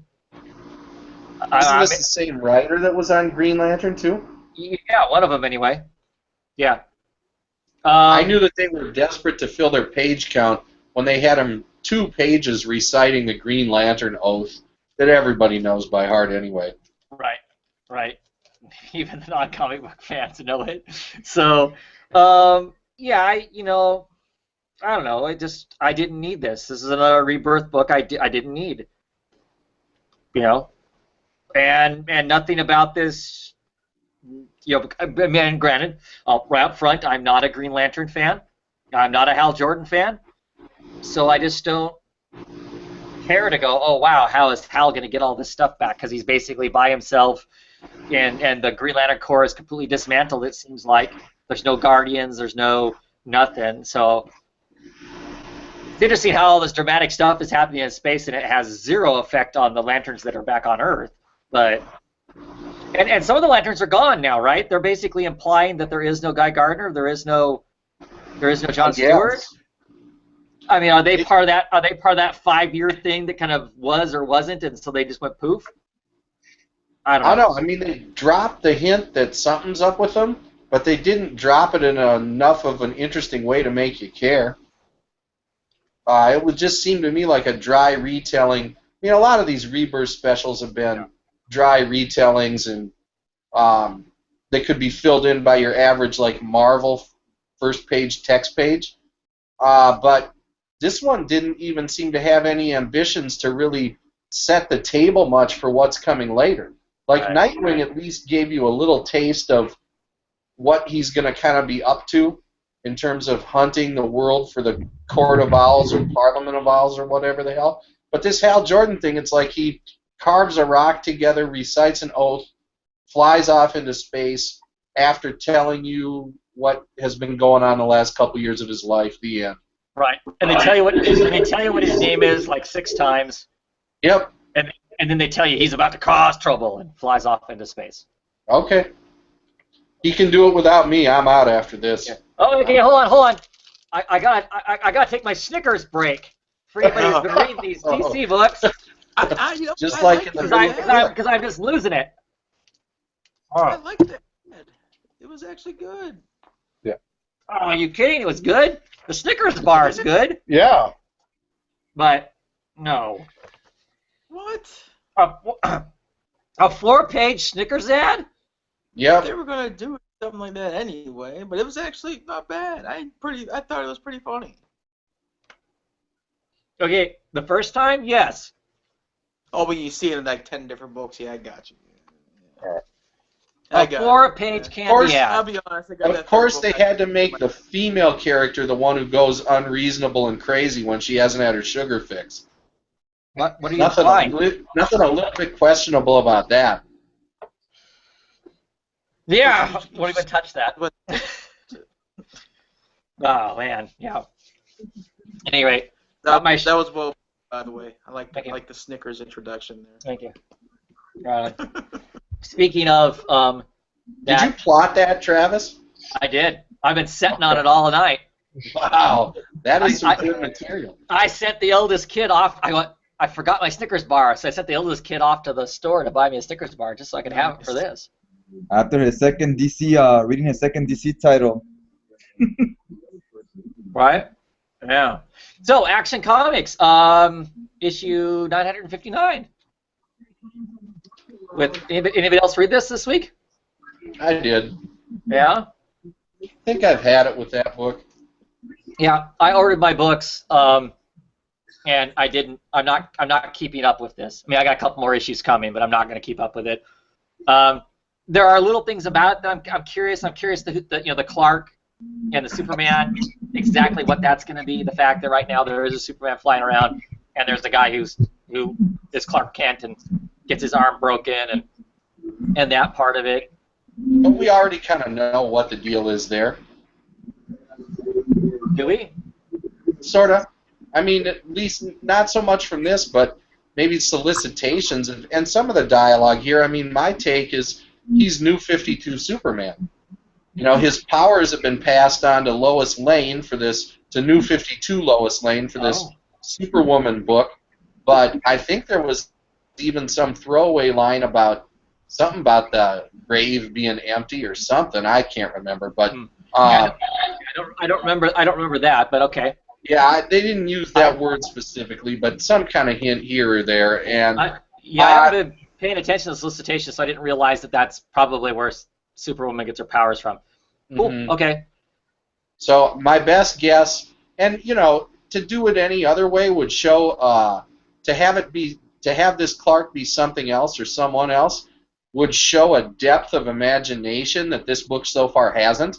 Right. The easy solution is to have him be the new Superman or the New 52 Clark, and just like the easy thing is to do a replay of the first action or the first Doomsday battle, which is all this is. And speaking of plot holes, there's a big one in this issue. I don't know if you noticed or not, but on his cell phone, his son's cell phone, which mind you, they're from another Earth, right? And yet he's got footage on his cell phone of Superman dying in battle against Doomsday on that Earth when there were no cell phones and other things back then. So I don't know. Right. I find the whole thing, you know, just kind of competently executed, but bereft of anything remotely smelling of imagination. See, you know, like I would be interested in their relationship, you know, Superman and Clark, just, you know, where they might go with that. Yeah. To me, that, you know, that's the interesting aspect that the Doomsday. Well, here's my question, Trav. Here's my question to you. As far as we know, the New 52 Superman was not killed by Doomsday at any point. That's correct. Okay, so yeah, this cell phone footage would be from another Earth altogether, and that's not going to work on a phone on this Earth now. You wouldn't think, no. Yeah, so there you go. There's that. I know I can be a little pedantic, but, you know, come on, editorial should have thought about that one when it came through. But I just don't, I guess to a lot of folks, I certainly have nothing against, like, Dan Jurgens' Superman, but it's never stood out to me as, like, a standout era either. Right. And it's just what it is, average Superman storytelling, and that's what we're getting here. Nothing wrong with it. If that's what you're into, more power to you, but it's not, if you want the real bang for your buck Superman stuff, it's in the other book. Right. I think so too. Yeah. Anybody else got any other DC books they want to talk about? I have one more. You got Flash. Flash. What you think, Luke? I was reading it. It was okay. For some reason, I had like the TV show stuck in my head. I was kind of reading it. It was like I was reading like it was a TV show episode, but it was okay. Didn't like wow me. Right. See, I mean, I know this is like the Hal Jordan book to some degree. Well, I don't dislike the Flash, any of the Flashes, like I dislike Hal Jordan, but I mean, it just doesn't. There's something special has to be going on, that really special has to be going on in the Flash book for it to hold my attention for very long. I've never been that interested in the character on a solo book, and the premise of the now multiple, having to deal with multiple people of the Speed Force, it doesn't interest me, I guess. I'm not being pulled in. The art doesn't pull me in. Nothing about it is exceptional, and that's what it would take, to be quite honest. Not anything against the book itself. I don't know how to judge the book itself, I don't think, because of my just general bias of not caring about the Flash. So it would have to have something special going on in it for me to keep wanting to read it, and I just don't have any desire to. I read it almost first, just it and the Hal Jordan book, just to get them out of the way so I can enjoy the rest of my reading. It's kind of how I looked at it. So I mean, so that's where it's. I mean, this is a book that was losing before it even started for me personally, because I'm not excited about the Flash. Not to take it away from anybody else. There's some interesting plot elements in it. The fact, now this policeman has the Speed Force powers. He doesn't seem to have any issue with following procedure now. I mean, at least he's talking like he doesn't care. Who cares if we have warrants? Let's just go beat everybody up we need to beat up. So that's going to could potentially be an interesting thing that might be interesting to me. But yeah, I don't know. I don't know how interested I am in a whole city of the Flashes. I'm not excited by one Flash. I don't see how 15 or 20 of them are going to make me more excited. I mean, I like it. I'm gonna stick with it. I like the Flash. He's not my favorite. But what I like to see, maybe far in line from the TV show, where when the thing at Star Labs exploded, rather than having all these versions of Flash, have all these new created villains who are based on how Flash got to deal with all these metagamers. Actually, I would have probably enjoyed that a little bit better. But that said, I mean, I kind of agree. It was just there. This one, I don't know. Well, I would assume that all of these Speed Force people are all going to be good people. It looks like it's hitting random people, and you got to assume. They already announced one's a serial killer. That was the big plot. They said. Isn't it What's that, Luke? Is it a detective, right? Is he? Maybe they said that the big villain, and this is no spoiler. They've been saying this for months. Was some guy named Godspeed, and he was going to be one of the guys the Flash trains, who's going to get evil and turn into a serial killer. So, yeah, Luke, you might be right. It could be that cop, because they already showed signs of him sort of turning bad in this issue. And why would they introduce him first before anyone else? The thing I don't get is, in these other, whether it was Barry or Wally, it took a combination of lightning strikes, hitting the right chemicals in their lab to turn them into the Flash, but now apparently just getting hit by lightning will do it. So, I mean, if that's the case, I mean, who was that? Tom Watson or one of those golfers got hit by lightning 10, 15 years ago. I don't see him, it just doesn't, there's a crucial element to the origin that's missing there. Well, it's a Speed Force lightning bolt, right, that's hitting him? Isn't this other guy that's in this villain that's in this, that's with Star Labs or X-Star Labs, isn't he doing something that's helping generate this thing? Because they keep commenting on the fact that they need to share, that the Speed Force is going to be shared, that's no longer just one person's. I mean, I got the impression from some of the dialogue that was going on there with the, if I can find my way around the Snickers bar out here. That actually looks really good right about now. It's pretty tasty. Because yeah, I thought they made some comment about the fact that in here somewhere about the fact there were some of the goons were talking about the fact that the Speed Force was got to be shared, and it wasn't for everybody, and the head scientist guy was like, you know, the time is nigh, sort of dialogue. I thought, or maybe I just put that in my own because I thought I needed something else in there. I don't know. I can't find it now, but there was some something there that was implying that there was more going on. I don't know. Okay. I don't know. Luke can let us know as time goes on, because I'm off it after this issue. There you go. I'll be getting a few more issues, like I said, but I didn't order it in my latest month, so September I won't be getting it, I think. Speaking of Luke, are you still on this one too, Luke? Which one's that? Oh, yeah. Earth 2? Yeah. I actually wanted to talk that. Yeah, I didn't think this was a half bad issue. It wasn't. And it's been a long time when I can probably say that about Earth 2. It has. It has. It's been a long run of mediocrity, but it seems like, I mean, it must be getting towards the end. Yeah. Although, I don't know, maybe they're going to stick with this for a while. It must be getting towards the end, but it finally seemed like, I don't know, I really like what they're doing with the Dick Grayson Batman in this book now. They've really made him interesting. I liked it, because I literally read the Nightwing that I read Earth 2, and it was just like how Dick was basically saying the same thing. You know, that's a good reading order you picked there. That's a good 1-2 punch.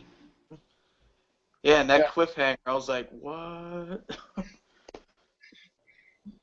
I think, you know, I don't know, Abnett seems to be one of those writers who, he comes and goes, you know, he'll have a good story idea, and then later in the same book he'll have kind of a run of issues where it's like he's not even hardly paying attention, but he seems to be hitting some kind of an interesting groove with this book that makes me hope that it's still going to be around for a little while.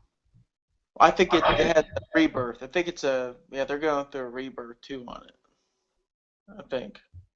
They're getting a rebirth thing? Yeah. Is it actually? It's not called Earth 2 though, right? It's called something else, but it's basically along the same lines. I think it's actually going to go back to just Earth 2. Is it? I think. I hadn't heard about that. And it's going to rebirth or just Earth 2. Could be wrong. Yeah, all the Justice Society talk I was hearing this week had me thinking that all this stuff was going to be wrapping up one way or another kind of soon, because, I mean, who knows if half of these rumors are true, but if what they're saying is going to come to pass, then, you know, I would think this book wouldn't be too long, and then Justice Society will be coming along, because it sounds like they're putting, I don't know, it just depends on how much of this crap turns out to be true or not. Right. It's been circulating. But for the time being, hopefully, if there's only so much time left with Earth 2, that, you know, the last few issues will be good. And I think he's got a good handle on that Fury character, too. He's made her kind of interesting. She's interesting. Yeah, it's been a while. Maybe that's why I think it's so good. It's been such a long time where it's kind of break away from the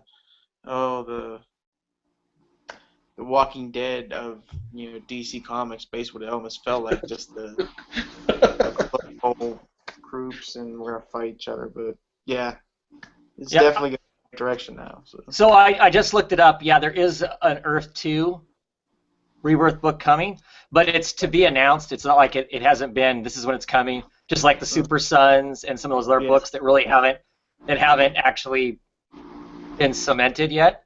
So they dropped the Society part from the label, though? It's just Earth 2. Okay. And any creators attached there? No. All that stuff. Super Sons, Justice League of America, Earth 2. None of those have attachments to them. Could be, theoretically, there could be something to this Hickman Justice Society Earth 2 talk. Really? Hickman coming and working for DC again? Yeah, that's their talking. Oh. Because he's out at Marvel now altogether. He's finished over there. Oh, And, is he? Oh, okay. yeah, the big scuttlebutt, at least among some, I don't know how reliable, was that the reason that Justice Society was hinted at, in the Rebirth special, and that they've talked that it was coming later, was folks were saying, well, that's going to be Jeff Johns' project, but now with him over at the movies, that's not real likely. But then they were somebody who I've known to be more right than wrong, I'll say, without naming names in a public channel like this. Sure. But somebody I've known to be more right than wrong had told me earlier in the week that Hickman was going to be the person doing the Justice Society stuff. So I don't know if that meant all the Earth 2 stuff or if there were going to be separate, I Okay. guess we'll just have to wait and see. Cool. I'll give it a look. Yeah. So, especially if it's just the Society stuff, because I always liked those classic characters. So, yeah. So, well. Okay. Any other DC books you want to talk about? No. DC news we want to talk about? Those minis? Oh yeah, I mean, the only one I've heard of is there. I know there's going to be a Dead Man romance, Gothic romance book in a prestige format, is my understanding. So it's going to be square bound. Maybe square bound. I heard it was going to be Dark Knight 3 format. It's going to be okay. every other month for 3 months and 48 pages. So that's like 6 issues worth. Right. And I can't remember who the artist is on the book, but I know that the writer, who I'm now drawing a blank on her name, is the writer that helped write Alex and Ada, for those people who liked that book. And I can't remember the artist off the top of my head either, but it was a pretty good name. I am all over that book. Oh, it was Elena Casagrande doing the art. That's right. I'm all over that book. I like Dead Man stories anyway. Me too. The premise of this is there's a woman who is having stuff go on or whatever, but she can see ghosts, and so of course that immediately gives her a different relationship with Dead Man than most people have, because she can see him without him having to be in somebody else's body. So I'm just really curious. Like I said, I really like Dead Man. I've always liked the Dead Man character. So any of that stuff that comes out, I'm usually all over. So I'll be getting that, and I'm sure that'll be expensive. It won't be one of the $2.99 books. What are some of the other minis? Because that's the only one I heard about. I can't remember the third one, but the other one's Vigilante. Oh, that's right. That's right. Yeah. So that'll be interesting to see. African American Vigilante from Southern California. Yeah, and it's going to have. Here was the thing this was what got me rolling my eyes a little bit about that one, is that apparently the plot of that ties around L.A. water rights. Right. And it's like Chinatown all over again. Yeah. The L.A. water rights were the big point of intrigue in Chinatown. So. Right. I'll give that a shot too, just because I mean that's going to be. I may have been one of the few people who was actually buying Vigilante as it was coming out back in the day. So I don't know. I believe that it's going to be 4 issues in standard $2.99 format on that one, and then you'll have to forgive me. The third one that they announced completely slips my mind. Yeah, I can't remember. Okay. Yeah, that's right. I do remember the Vigilante one. So that's. Someone in the comments might know what the third one is. Yeah. But yeah, I'm actually a pretty good sucker for a miniseries. When I know it's a miniseries, I'm only committed for 4 issues or whatever, unless it's like crazy expensive or it's a Deadpool book. I'm probably gonna give it a shot. So yeah, I'm looking for. I know I'll get both of those. I can't remember. I don't know what the others are, but I know I'll get both of those for sure. And I'm excited about the Dead Man. So. Yeah. Cool. No other DC news we want to talk about? Okay. On to indie books. Okay. I'll take I know at least one Luke got. Go ahead. You guys talk. You must have got Harrow County, Luke. Oh, yes I did. Yes I did. Yeah. Travis, you're doing the trade, right? I'm doing it in trades, but don't worry about me. You talk about whatever. Okay. Oh man, this book, it just does stuff where it's just like really creepy. You know, That the knitting mother. at the end What's that? when she was knitting her to death. Oh yeah. That was crazy. Yeah, and then some of the things they kind of write about, like when the mother knows that she feels like she's gonna kill her own daughter, and like she just seeing like the visions and stuff. I was like, oh man, but man, it's really cool story. It just takes things that are just really out there and creepy, and the art it gets really the knitting thing was just wow. I think, and that whole, she's apparently got a family of sorts, Yeah. and not blood relation so much as powers and that kind of thing, like a power-related family, supernatural family. And we get briefly introduced to all of them this issue. And the first one she met was the guy at the cliffhanger from last issue. Yeah. And he's a grade A creep. I mean, but we learn more about her mother. I don't want to say too much because Travis is going to get this in trade. And there's this particular surprise should not be spoiled. We learn, Luke's right, her mother was maybe going to kill her and decides, I can't deal with this shit, and just leaves because she doesn't want that on her conscience. And she runs into this family, and they kill her. And she apparently knows what the real deal is with this family. But right now, Emmy feels like, oh, these are my people. These are finally people who understand me. But she's in for a nasty surprise because these are not good folks. At least that's the impression I got.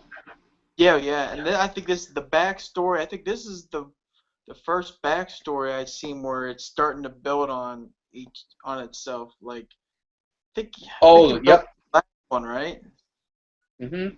Yeah. So it's actually like a stream of, rather than just, which I liked before. They're just like the one page, just weird stories by Harrow County. Now they're just, it's like it's building on itself. So I think also we're gonna see her again pretty soon. No, he says actually in the letters page that this is going to be a 4-part backstory.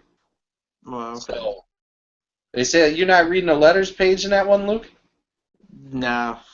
Oh, you got to start. It's people telling their own ghost stories. Oh. Yeah, every month. That's the theme. We were talking about it off camera. I told these guys it's like the penthouse forum of the supernatural. Every month, people just write in their own ghost stories. It's pretty interesting. So I'm missing out getting it in trades because I don't get that. Yeah. Nice.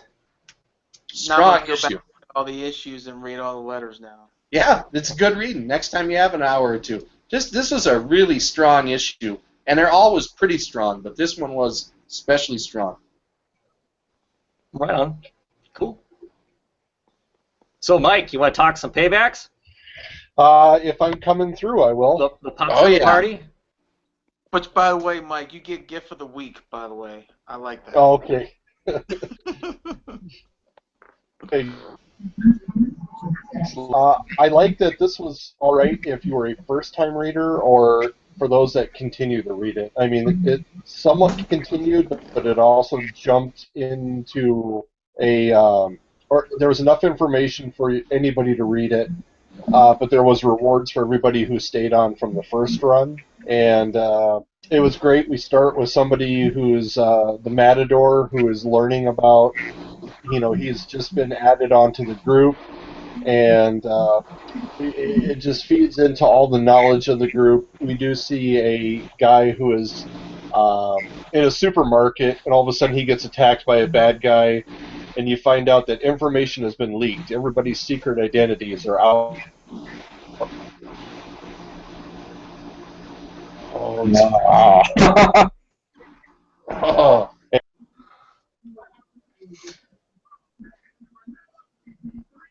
We lost him. Any of you? Oh, he's coming back. Is he coming back? Jay, go ahead and tell us what your thoughts. Yeah, they're at the market, and this guy, his name is Hyperion. He's like a Superman version in this world. He's basically Superman. And yeah, he's in this market, and some villain shows up and starts fighting him, and he's tripping out like, how does this guy know I'm a superhero? And yeah, something's been leaked. There's some type of snitch that let everybody know everybody's secret identities. They don't know who it is, but everything's gonna break. Everything's gonna start going down now on the next issue because they put a bounty on this guy Hyperion because he says, I know who leaked this information. And this guy that did it, or who we think did it, panics and hired every villain, superhero, whatever, all the guys that are now paybacks because they're like a Suicide Squad basically. He hired all of them. Whoever can kill this guy before he gets me, will be free basically because they all have this time bomb that if they don't listen, they blow up. And so now it ends right there, but everybody's gonna be after this guy, and he was like tearing people's heads off and arms and saying, no, I'm coming after you. He goes on the news and tells this guy. So he basically gave him the heads up, and it ends with like a page full of all kinds of characters, all eager to be like, I wanna be free, So they're all going after this Hyperion fellow. Because they'll all be free of their debt if they take this guy out. That's the famous. Yeah. Nice. Whoever can take them out is free of their debt. Exactly. How much does this tie into the last arc? I mean, he's got the same characters in it, except for everything ties in because there was a death right at the end of the last series, right? And they do a funeral at the beginning of this one. So if you read the entire thing, Squish Squash or Squish Squash or whatever. Right. So if you had read it, everything adds to it. If you were brand new, you can jump in. Sweet. Yeah, have you ever watched Venture Bros? Yes. I don't know if you guys ever watched that cartoon. Yep. It's basically Venture Bros and Suicide Squad mixed together. Yep. It's a very it's very entertaining. It's fun. It's a fun read. And there are, some serious notes to this. So, that's what's great about it is they can be funny, and then you hit a serious note like, because of the death, the Squish Squash blood pouch is feeling bad, and the Matador tells him, I'm not your friend. Your friend will treat you like China, and I'm here to fight you if you need me to fight you. So I thought that was good. Yeah, I thought that was my favorite scene right there too. That conversation. Because he said, look, everybody's walking on eggshells for you because you're going through this mourning, whatever. Because I'm not here for that. I'm here to tell you, wake up. We got shit to do. Nice. Nice.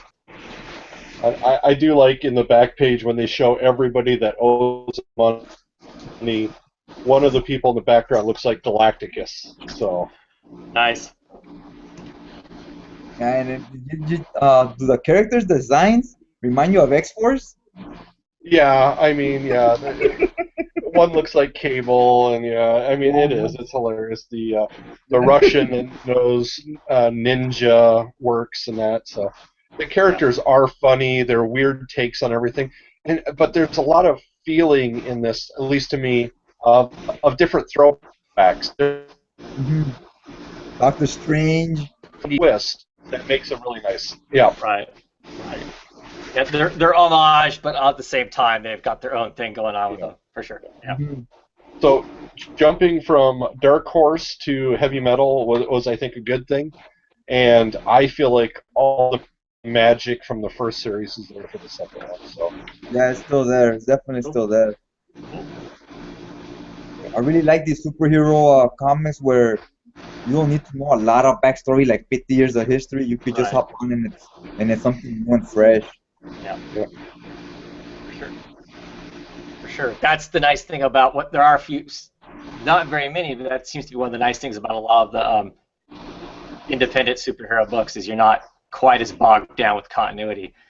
So that does make it nice for sure. For sure. Anybody reading Dark and the Bloody?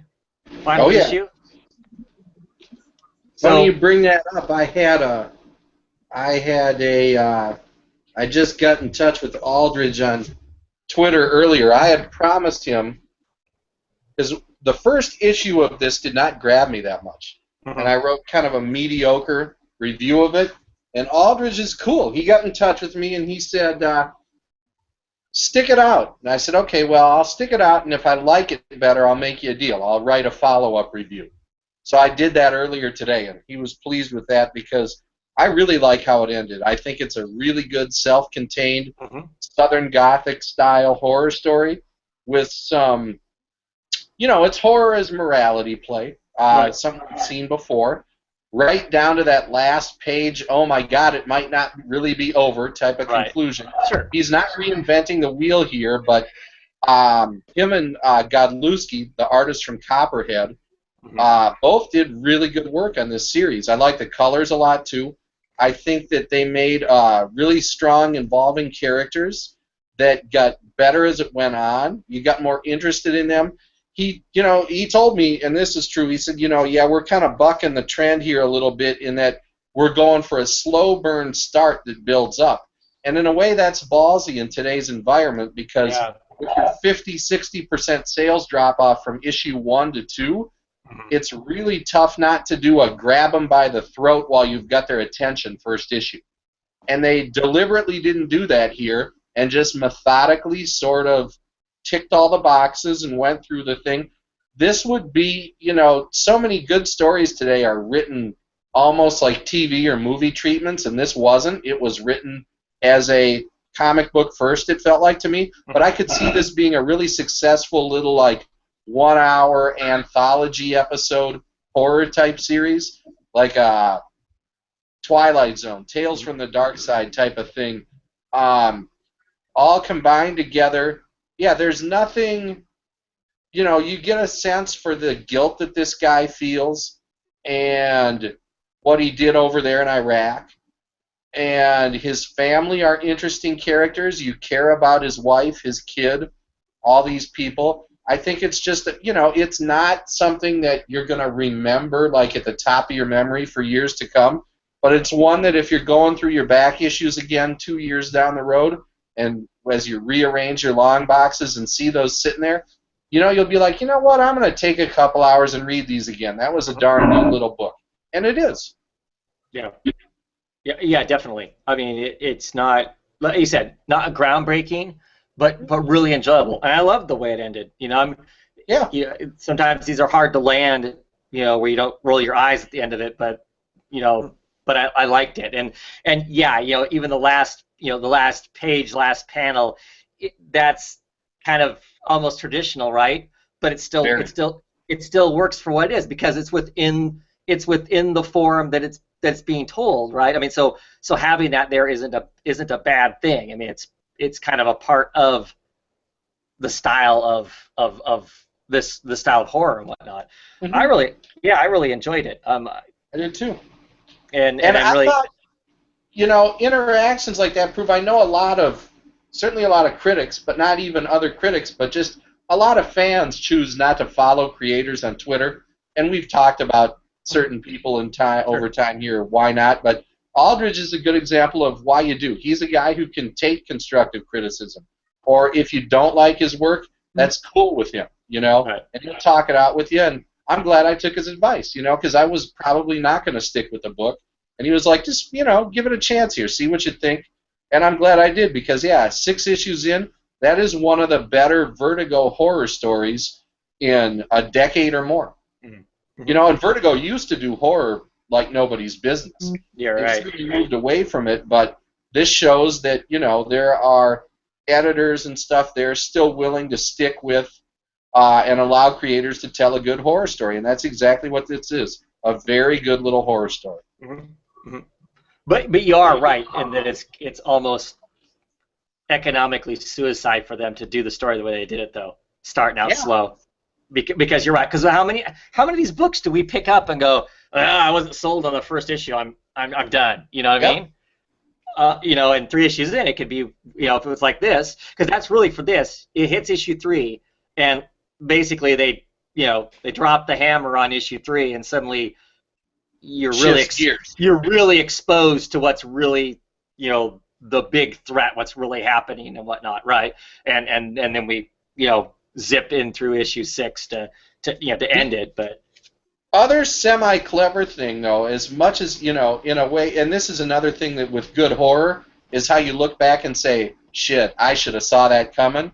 I mean, here, in the first couple issues, you don't puzzle together any connection between the son's new friend, the dad's Iraq service, and the bodies piling up around him now. It seems a little bit random. right. But then once you see that connection, you're like, oh, yeah. How did I miss that? You know, and that's just classic. That's classic horror storytelling right there too. So, yeah, as far as you need that slow build to get there, right? I mean, if we had seen that stuff that starts happening in issue 3, in issue 1, the build-up's not there. It's, you know, the story would have shot its wad right out of the gate, you know. And but the way they did it, runs counterintuitive to the economics of modern comic storytelling. And it's sort of too bad, because things like the methodical build-up, slow burn type of thing are almost economic suicide now. So, you know, here's to them for having the guts to tell a story that way, and to their Vertigo editors for letting them keep that story structure in place. Because a lot of skittish editors would be like, there's not enough to grab people here right away. right. You know? And this worked better that it didn't grab you right away. So, I guess fingers crossed and hope trade sales are really well, so they feel like they still have room to do more of that type. Because it would be nice. It would be nice to see more comics be able to have the quiet stuff to build up to something, so then have us invested to then lay down whatever's going to happen instead of it being the first issue. And the other thing, too, is that you feel satisfied with this. Like, let's say you'd heard this was selling 100,000. Not that it did, but let's say you heard it did. You still would not want a sequel to it or anything. Oh, You like no. the characters, but when their story is done, it's done. And you're interested in seeing more from these creators, Yes. but you don't and maybe they'd make a nice team again on a future project, you know, if they have another atmospheric type of horror story to tell. But yeah, you don't want to. It was a good self-contained narrative that we just don't get to see too often anymore. Yeah, I do not want to see a Dark and the Bloody 2, you know, Right. Rebirth or whatever. I don't. But you'd love to see Aldridge and Godlewski, you know, together. Yeah, or I would. another Yeah, thing in the future. if a month from now they announce some other book, I would. There's no doubt in my I'd be on mind that it would be on. It would be on my pull to start out with anyway, to see what was going on, and it would clearly get 3 or 4 issues before I even started on it, you know. So for sure. Cool. Any other indie books you want to talk about? I have a big stack, so. I have one that I bet, I don't know if it's in your stack. I know one of mine is. Anybody else? Didn't get the Violent, no. Didn't you? Because this is the last issue. They had to wrap it up at 5. Sales just weren't there. But they are going to do a trade, so that's good. Cool. At first it was looking a little iffy that they would do a trade or not, but I guess they are going to, Image is going to go ahead and do the trade, and what's his name? Brisson, the writer, who seems like a pretty cool guy. He and the artist Adam Gorham are going to kickstart Volume 2. Oh. The idea here was that it was going to be a true crime anthology, all with a Vancouver setting. On the mean streets of Vancouver. I know those of us who aren't from there kind of have a hard time imagining that. But the way he talks about the economics of that city and stuff, you can sort of see why there is an underbelly to it. It's a really good, there was a little bit of a lag, I can't remember, around issue 2 or 3, but on the whole, this was a really good story about a guy who had been in the joint for some kind of, you know, some half-ass like drug rap or something. And then his wife, and they have a kid together, and she's a recovering addict too, who falls off the wagon early on, and they're struggling to keep custody of their kid and to keep straight. And along the lines of the road to hell being paved with good intentions, the main male character makes a lot of moves in this book to protect his family or get his own shit together that really just doom him even worse as it goes along. And he ends up committing some murders to cover up for an accidental death early on. His wife had fallen off the wagon, and they went to look for a dealer buddy of hers, and they end up accidentally killing the guy when he knocks his head on a table. How they dispose of the body, I won't say, because that was really creative and grisly. And then his buddy, who is like his best friend going all the way back, he gets worried that he's going to snitch or he knows too much because he was there when it went down. So he ends up killing him. And in the midst of all this, he's trying to hold on to his daughter because she's been taken away by Child Protective Services when the mom disappeared on her. And then when he left her in a car when he went in to get a drink at a bar with his buddy who he ends up killing later. So it's one cluster F of bad decisions that all lead to a tragic conclusion for at least one of the people involved, shall we say. I won't say any more because I really do think folks should get that in trade. It's a very worthy project that deserved more support than it got. And hopefully the Kickstarter goes well enough for them that they can go ahead and do Volume 2, because apparently that's going to be about a teenage hood set sometime in the past in the 80s again in Vancouver. But this had a very, if you've ever known folks who were kind of on the margins and folks who are struggling to kind of keep it together, I mean, we've all had some friends, you know, I don't care who you are, that are just kind of, they have a kid and yet they still haven't kind of given up their bad habits of the past and they want to move on, but it's tough to get your shit together, and compound that with the fact that this guy had run afoul of the law for some petty stuff before. And so you have a very interesting human-level story that also true crime fans, I think, could get into. The art's good. The characters were very real and believable. Like I said, there was a lag there in the middle. I can't remember if it was around 2 or 3, one of those issues. But aside from that, I mean, that was right up near the top of my read pile every week when it came out. And I'm just sorry to see that it didn't get a little more support. Really good book. Yeah, I don't know when it first came out. I didn't choose to pick it up, but there's something. Do you remember the old Dark Horse crime series, Hard Looks by Andrew Vox? Back in the day? This read like sort of an extended. Those were usually like short form stories, like 2 or even 3 stories to an issue. Sometimes maybe you'd get like a whole story issue. This felt like a long form version of one of those stories. So it was, you know, as a crime story it works, as a human interest story it works. It had all the elements. Just a great comic. Not a good comic, a great comic. Oh, I'll have to look for it and trade, for sure. So I'd probably dig that. House of Penance. Anybody else picking up House of Penance? Oh, I haven't read it. I'll be back in about a couple minutes. I don't want to have it spoiled. Okay. Wonderful Burcham art on this thing, Ian Burcham. I'm still really liking it. It's awesome cover.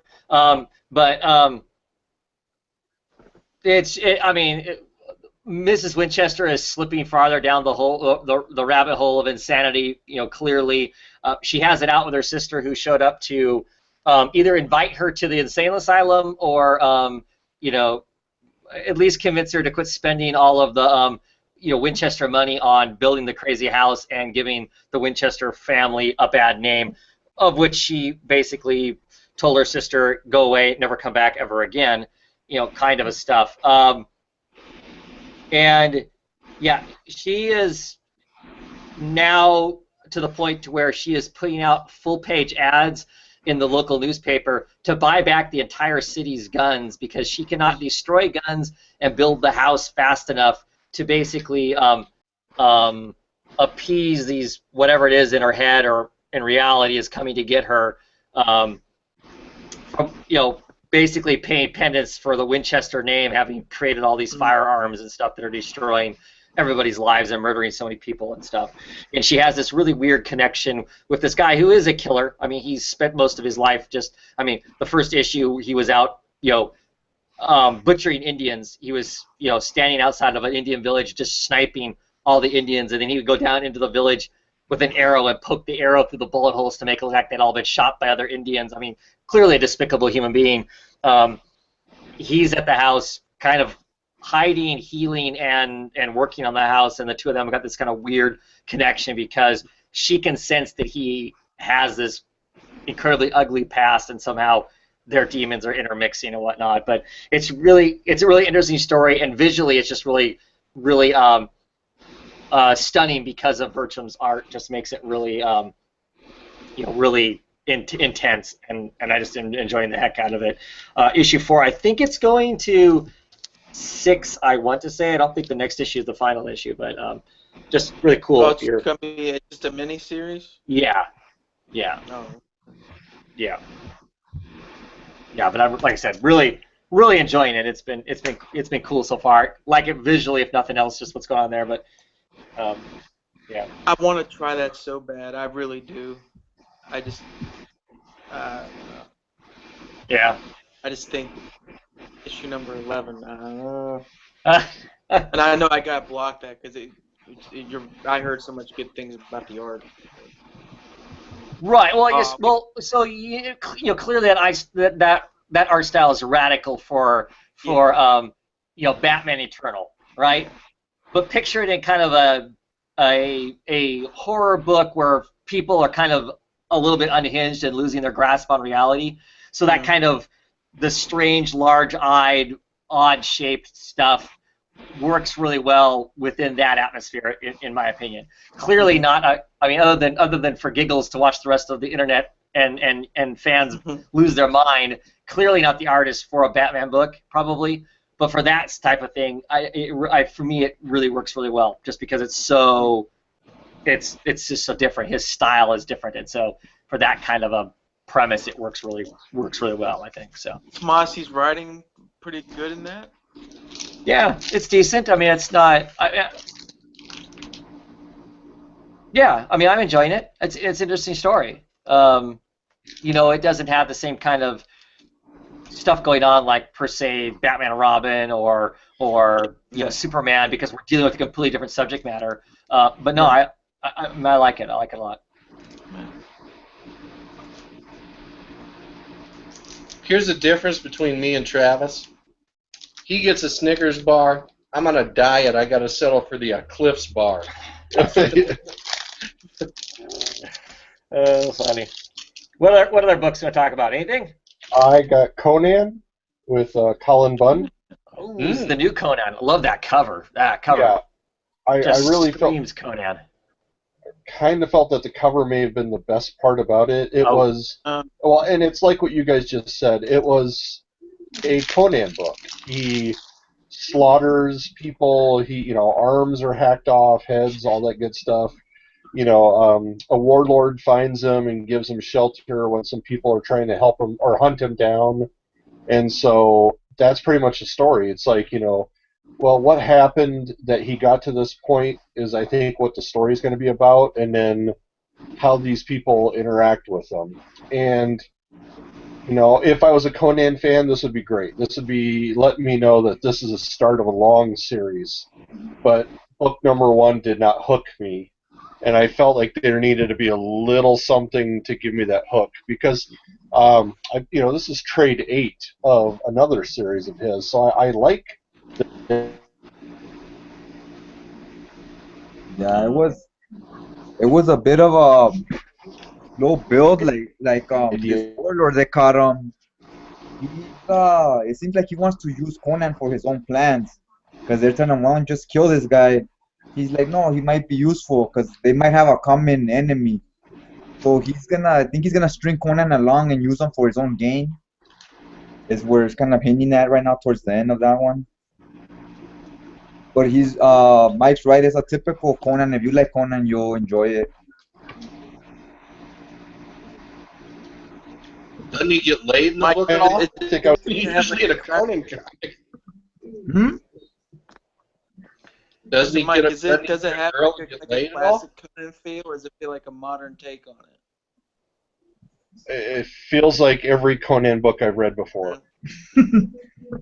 Yeah, it's yeah, same old. But if how Mike said, if you enjoy Conan, you'll enjoy it. You'll know basically what to expect. So Mike, did you pick it up expecting because Colin Bum was writing it or something that it was going to be something different? That there might be a little something different from what I've read from the previous series. Yes, I was hoping for something deeper or something else added. I mean, like I said, this is perfectly fine, but to make me want to read another Conan series, I needed a little something more. And I will wait. When 2 and 3 comes out, I'll flip through them in my shop. If I see something is exploding, then I'll pick them up and I'll go on with the story. Right. One thing I didn't like was the art. I wasn't a big fan of the art on this. Yeah, and see, for me, I'm not a big Conan fan, but I do pick up Conan occasionally. But when I do, it is all about the art. I do not care who's writing it generally, because, like you said, generally a Conan book is a Conan book. I'm sure there are going to be fans who will send me messages and tell me I'm crazy. I clearly haven't read the right stuff or whatever. But it's all about the art. You get the right person on art. I can pick up old, Buscema, Conan, and some of those old guys, no problem.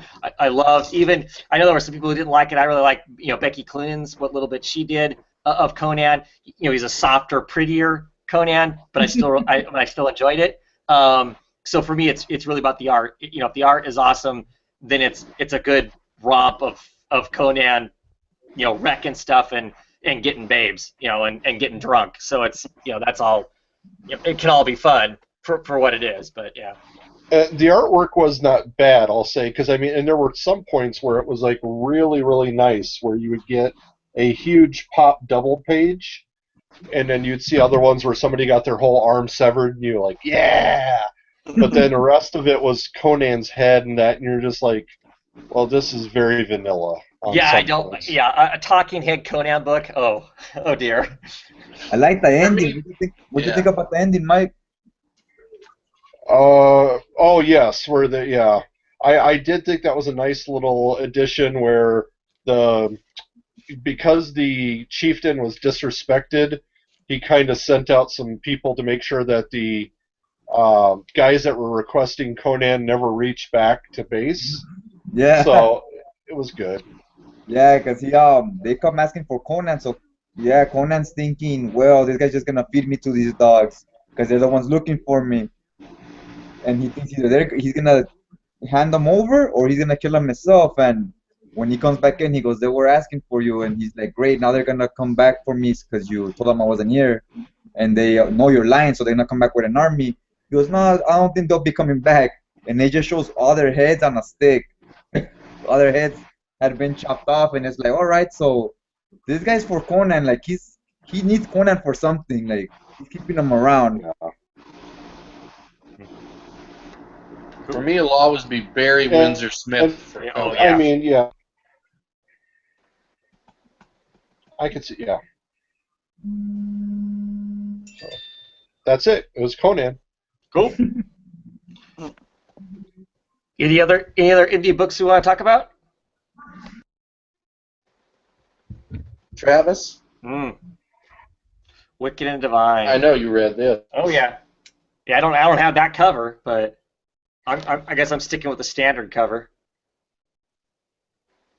This whole arc has just been super exciting. I mean, it's like after you think, okay, we're done splashing people's brains all over the place, and then we get another issue where people are just absolutely getting wrecked. Yeah, I don't know. I'm never sure exactly how to talk about the book. I mean, I really enjoy it, but there's a lot of built up personalities and the conflicts there and whatnot, and I'm having problems, and I know that's supposed to be the case. I'm having problems deciding who's the liars and who isn't the liars in this, or is somebody just naive? I mean, is Ananka, is she really? I mean, clearly she's just she's wrecking some of the people, but for what purpose? Is it really to fight the dark off, or is this how she just keeps herself around for forever? She's the one kind of deity that never goes away. kind of a thing. So, and she says that she put false memories in the owl because we kind of thought that those, when they, the rebels, when the rebels see that, they're like, oh, see, we got evidence, and now that evidence has been erased, and I don't know. I still really like it. I mean, I think it's a fun book. The characters crack me up, and the polling in the back. This is one of those things. The back matter was somewhat interesting. So, yep, I did read the back matter on this because this back matter is basically the response to a poll that they put out on who their readership was, how their readership identified, and what they identified with, and so all that stuff was interesting in its own right. So.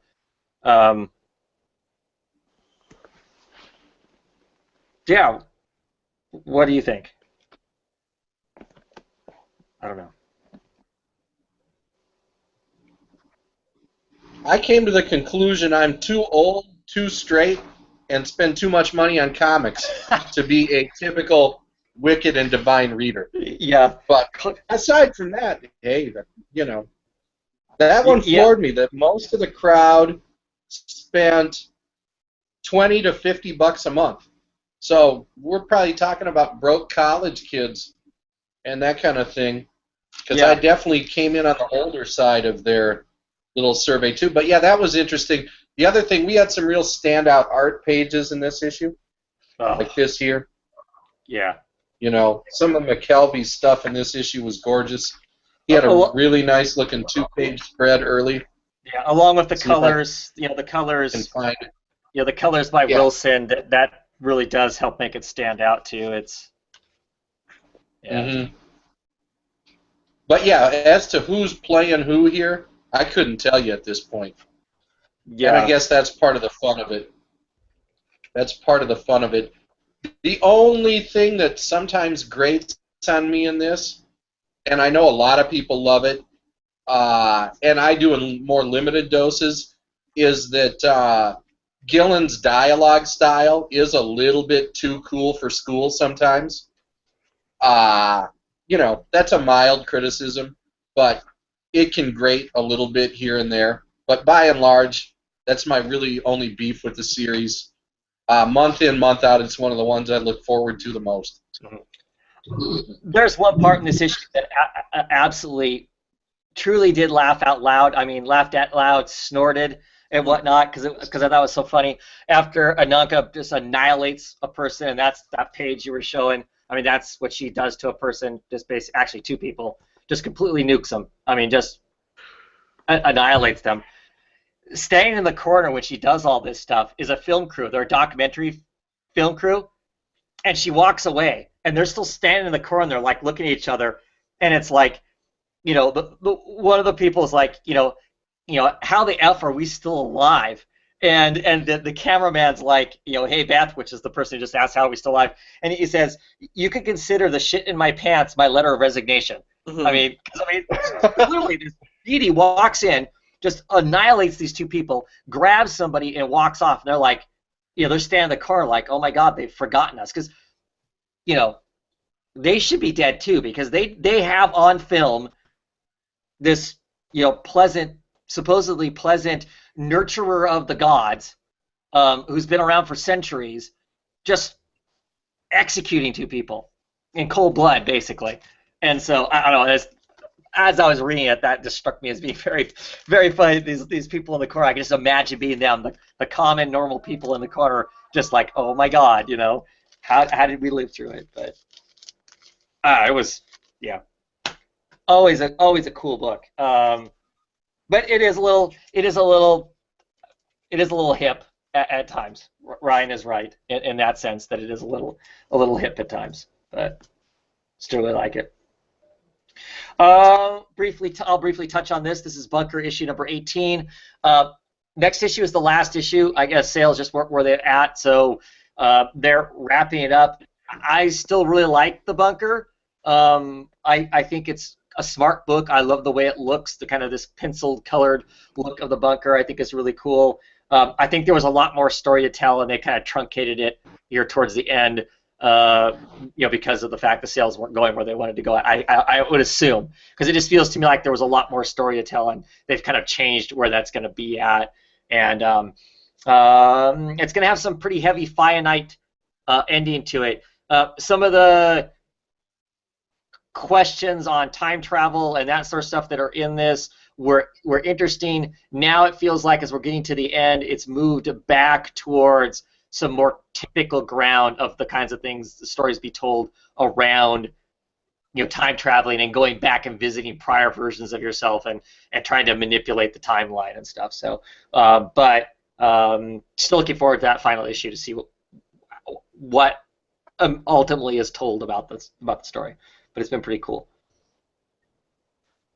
Yeah. Are you back, Ryan? Maybe. Boy, this is a night for technological difficulties. Yeah.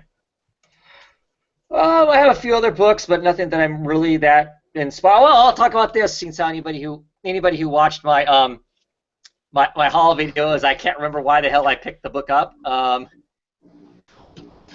Horizon issue #1. Ryan, did you have to pick up Horizon?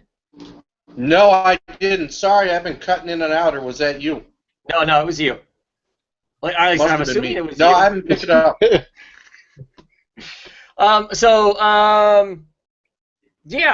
So basically the premise of this. Sorry.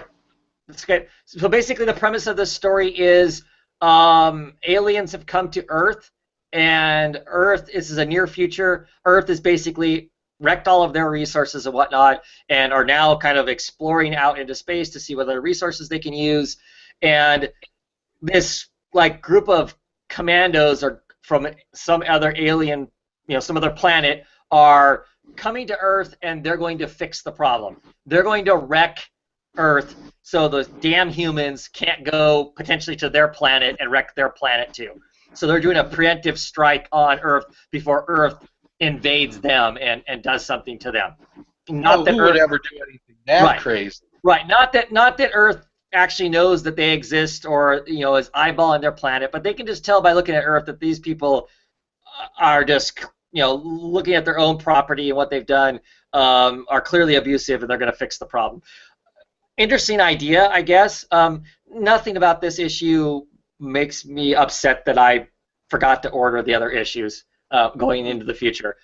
I don't need to pick up 2 or 3 or read any of the others. It was okay, but nothing gripped me. Nothing was that exciting. I like the idea of the book, but as far as this first issue, our main character, who's like a commander of some sort, she has landed on Earth. She has some software issues when she first crash lands, so it takes her a while for her to adjust the software in her head so she can understand what humans are saying and kind of find where some of the other sleeper agents that are planted around the world are at, so they can start their whatever they're going to do to Earth to stop Earth from coming and harvesting them. But yeah, that's okay. Skybound? Yeah. Okay. Did they have the little preview in the back of that for that other new Skybound book? Yeah. Okay, because Birthright, I noticed, had that. Actually, no, this one doesn't have it. Okay. Yeah, this one doesn't. Are you still on Birthright? Yeah. I saw that Birthright did. So. Okay. Yeah, I thought that was not a half bad little preview at the end for that. For Demonic? I'm going to try that. Yeah, I don't think I ordered it, so I don't know if I will be getting it. Kind of depends on if the local store is still existing by then or not. Ooh. But Birthright. So, what are you thinking of Birthright? It's interesting enough. I think for a fun little fantasy story. Every now and then they throw a really cool cliffhanger at you at the end. Mm-hmm. This issue was more a visual one that was not entirely surprising based on where the story was headed. Right. I think the kid's costuming is cool, but we kind of saw it coming a little bit because he's been displaying some magical powers. I think as far as this stuff goes with the grandfather being one of the sort of real powerful magicians, that was interesting. I liked his dialogue, his conversation with his magic colleague at the beginning of the book. This guy Bresson is a pretty good artist. There's a 2-page spread to make any Conan fan proud. I really like the art. Yeah, I do too. It's the big draw. I just the way his style of artwork is great. I don't think we see enough of it as far as like, you know, he's doing some of the heavy lifting instead of letting the colorist do all the heavy lifting. You know, he's actually shading stuff, and you know, a lot of artists are not, you know, are letting the colorist these days do the, you know, the tones and that sort of thing. So yeah. No, the penciling and inking does most of the job here. What I find a little bit sort of meh with the story is that it seems like there will be 2 or 3 issues that coast, and then they'll have one that kicks things into gear and that kind of thing. And it's fallen into that pattern a few times, but you know, on the whole, I'll keep sticking with the book. There's no reason not to. It's not at the top of my read pile every week that it comes out, but you know, it's a better than average comic, and it's visually quite arresting, and the story's good enough to stick with. Mm-hmm. Yeah, I guess that's where I am too. There and there's you're right. There's issues that are pretty passive. That you know, as a whole, then we get an exciting moment or whatnot. But I'm enjoying it. I'll definitely be sticking with it.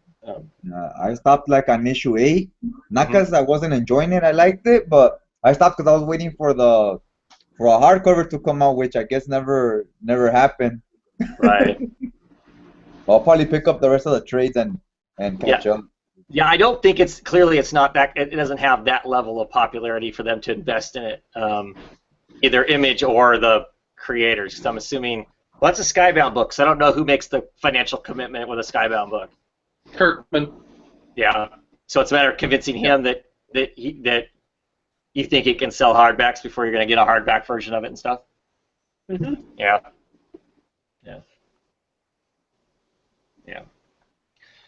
Was the trades on the third one right now? That sounds right. I would guess so. We're on issue 17, so. Yeah, I'm gonna get the other 2 trades. Yeah, so that would be 30. Yeah.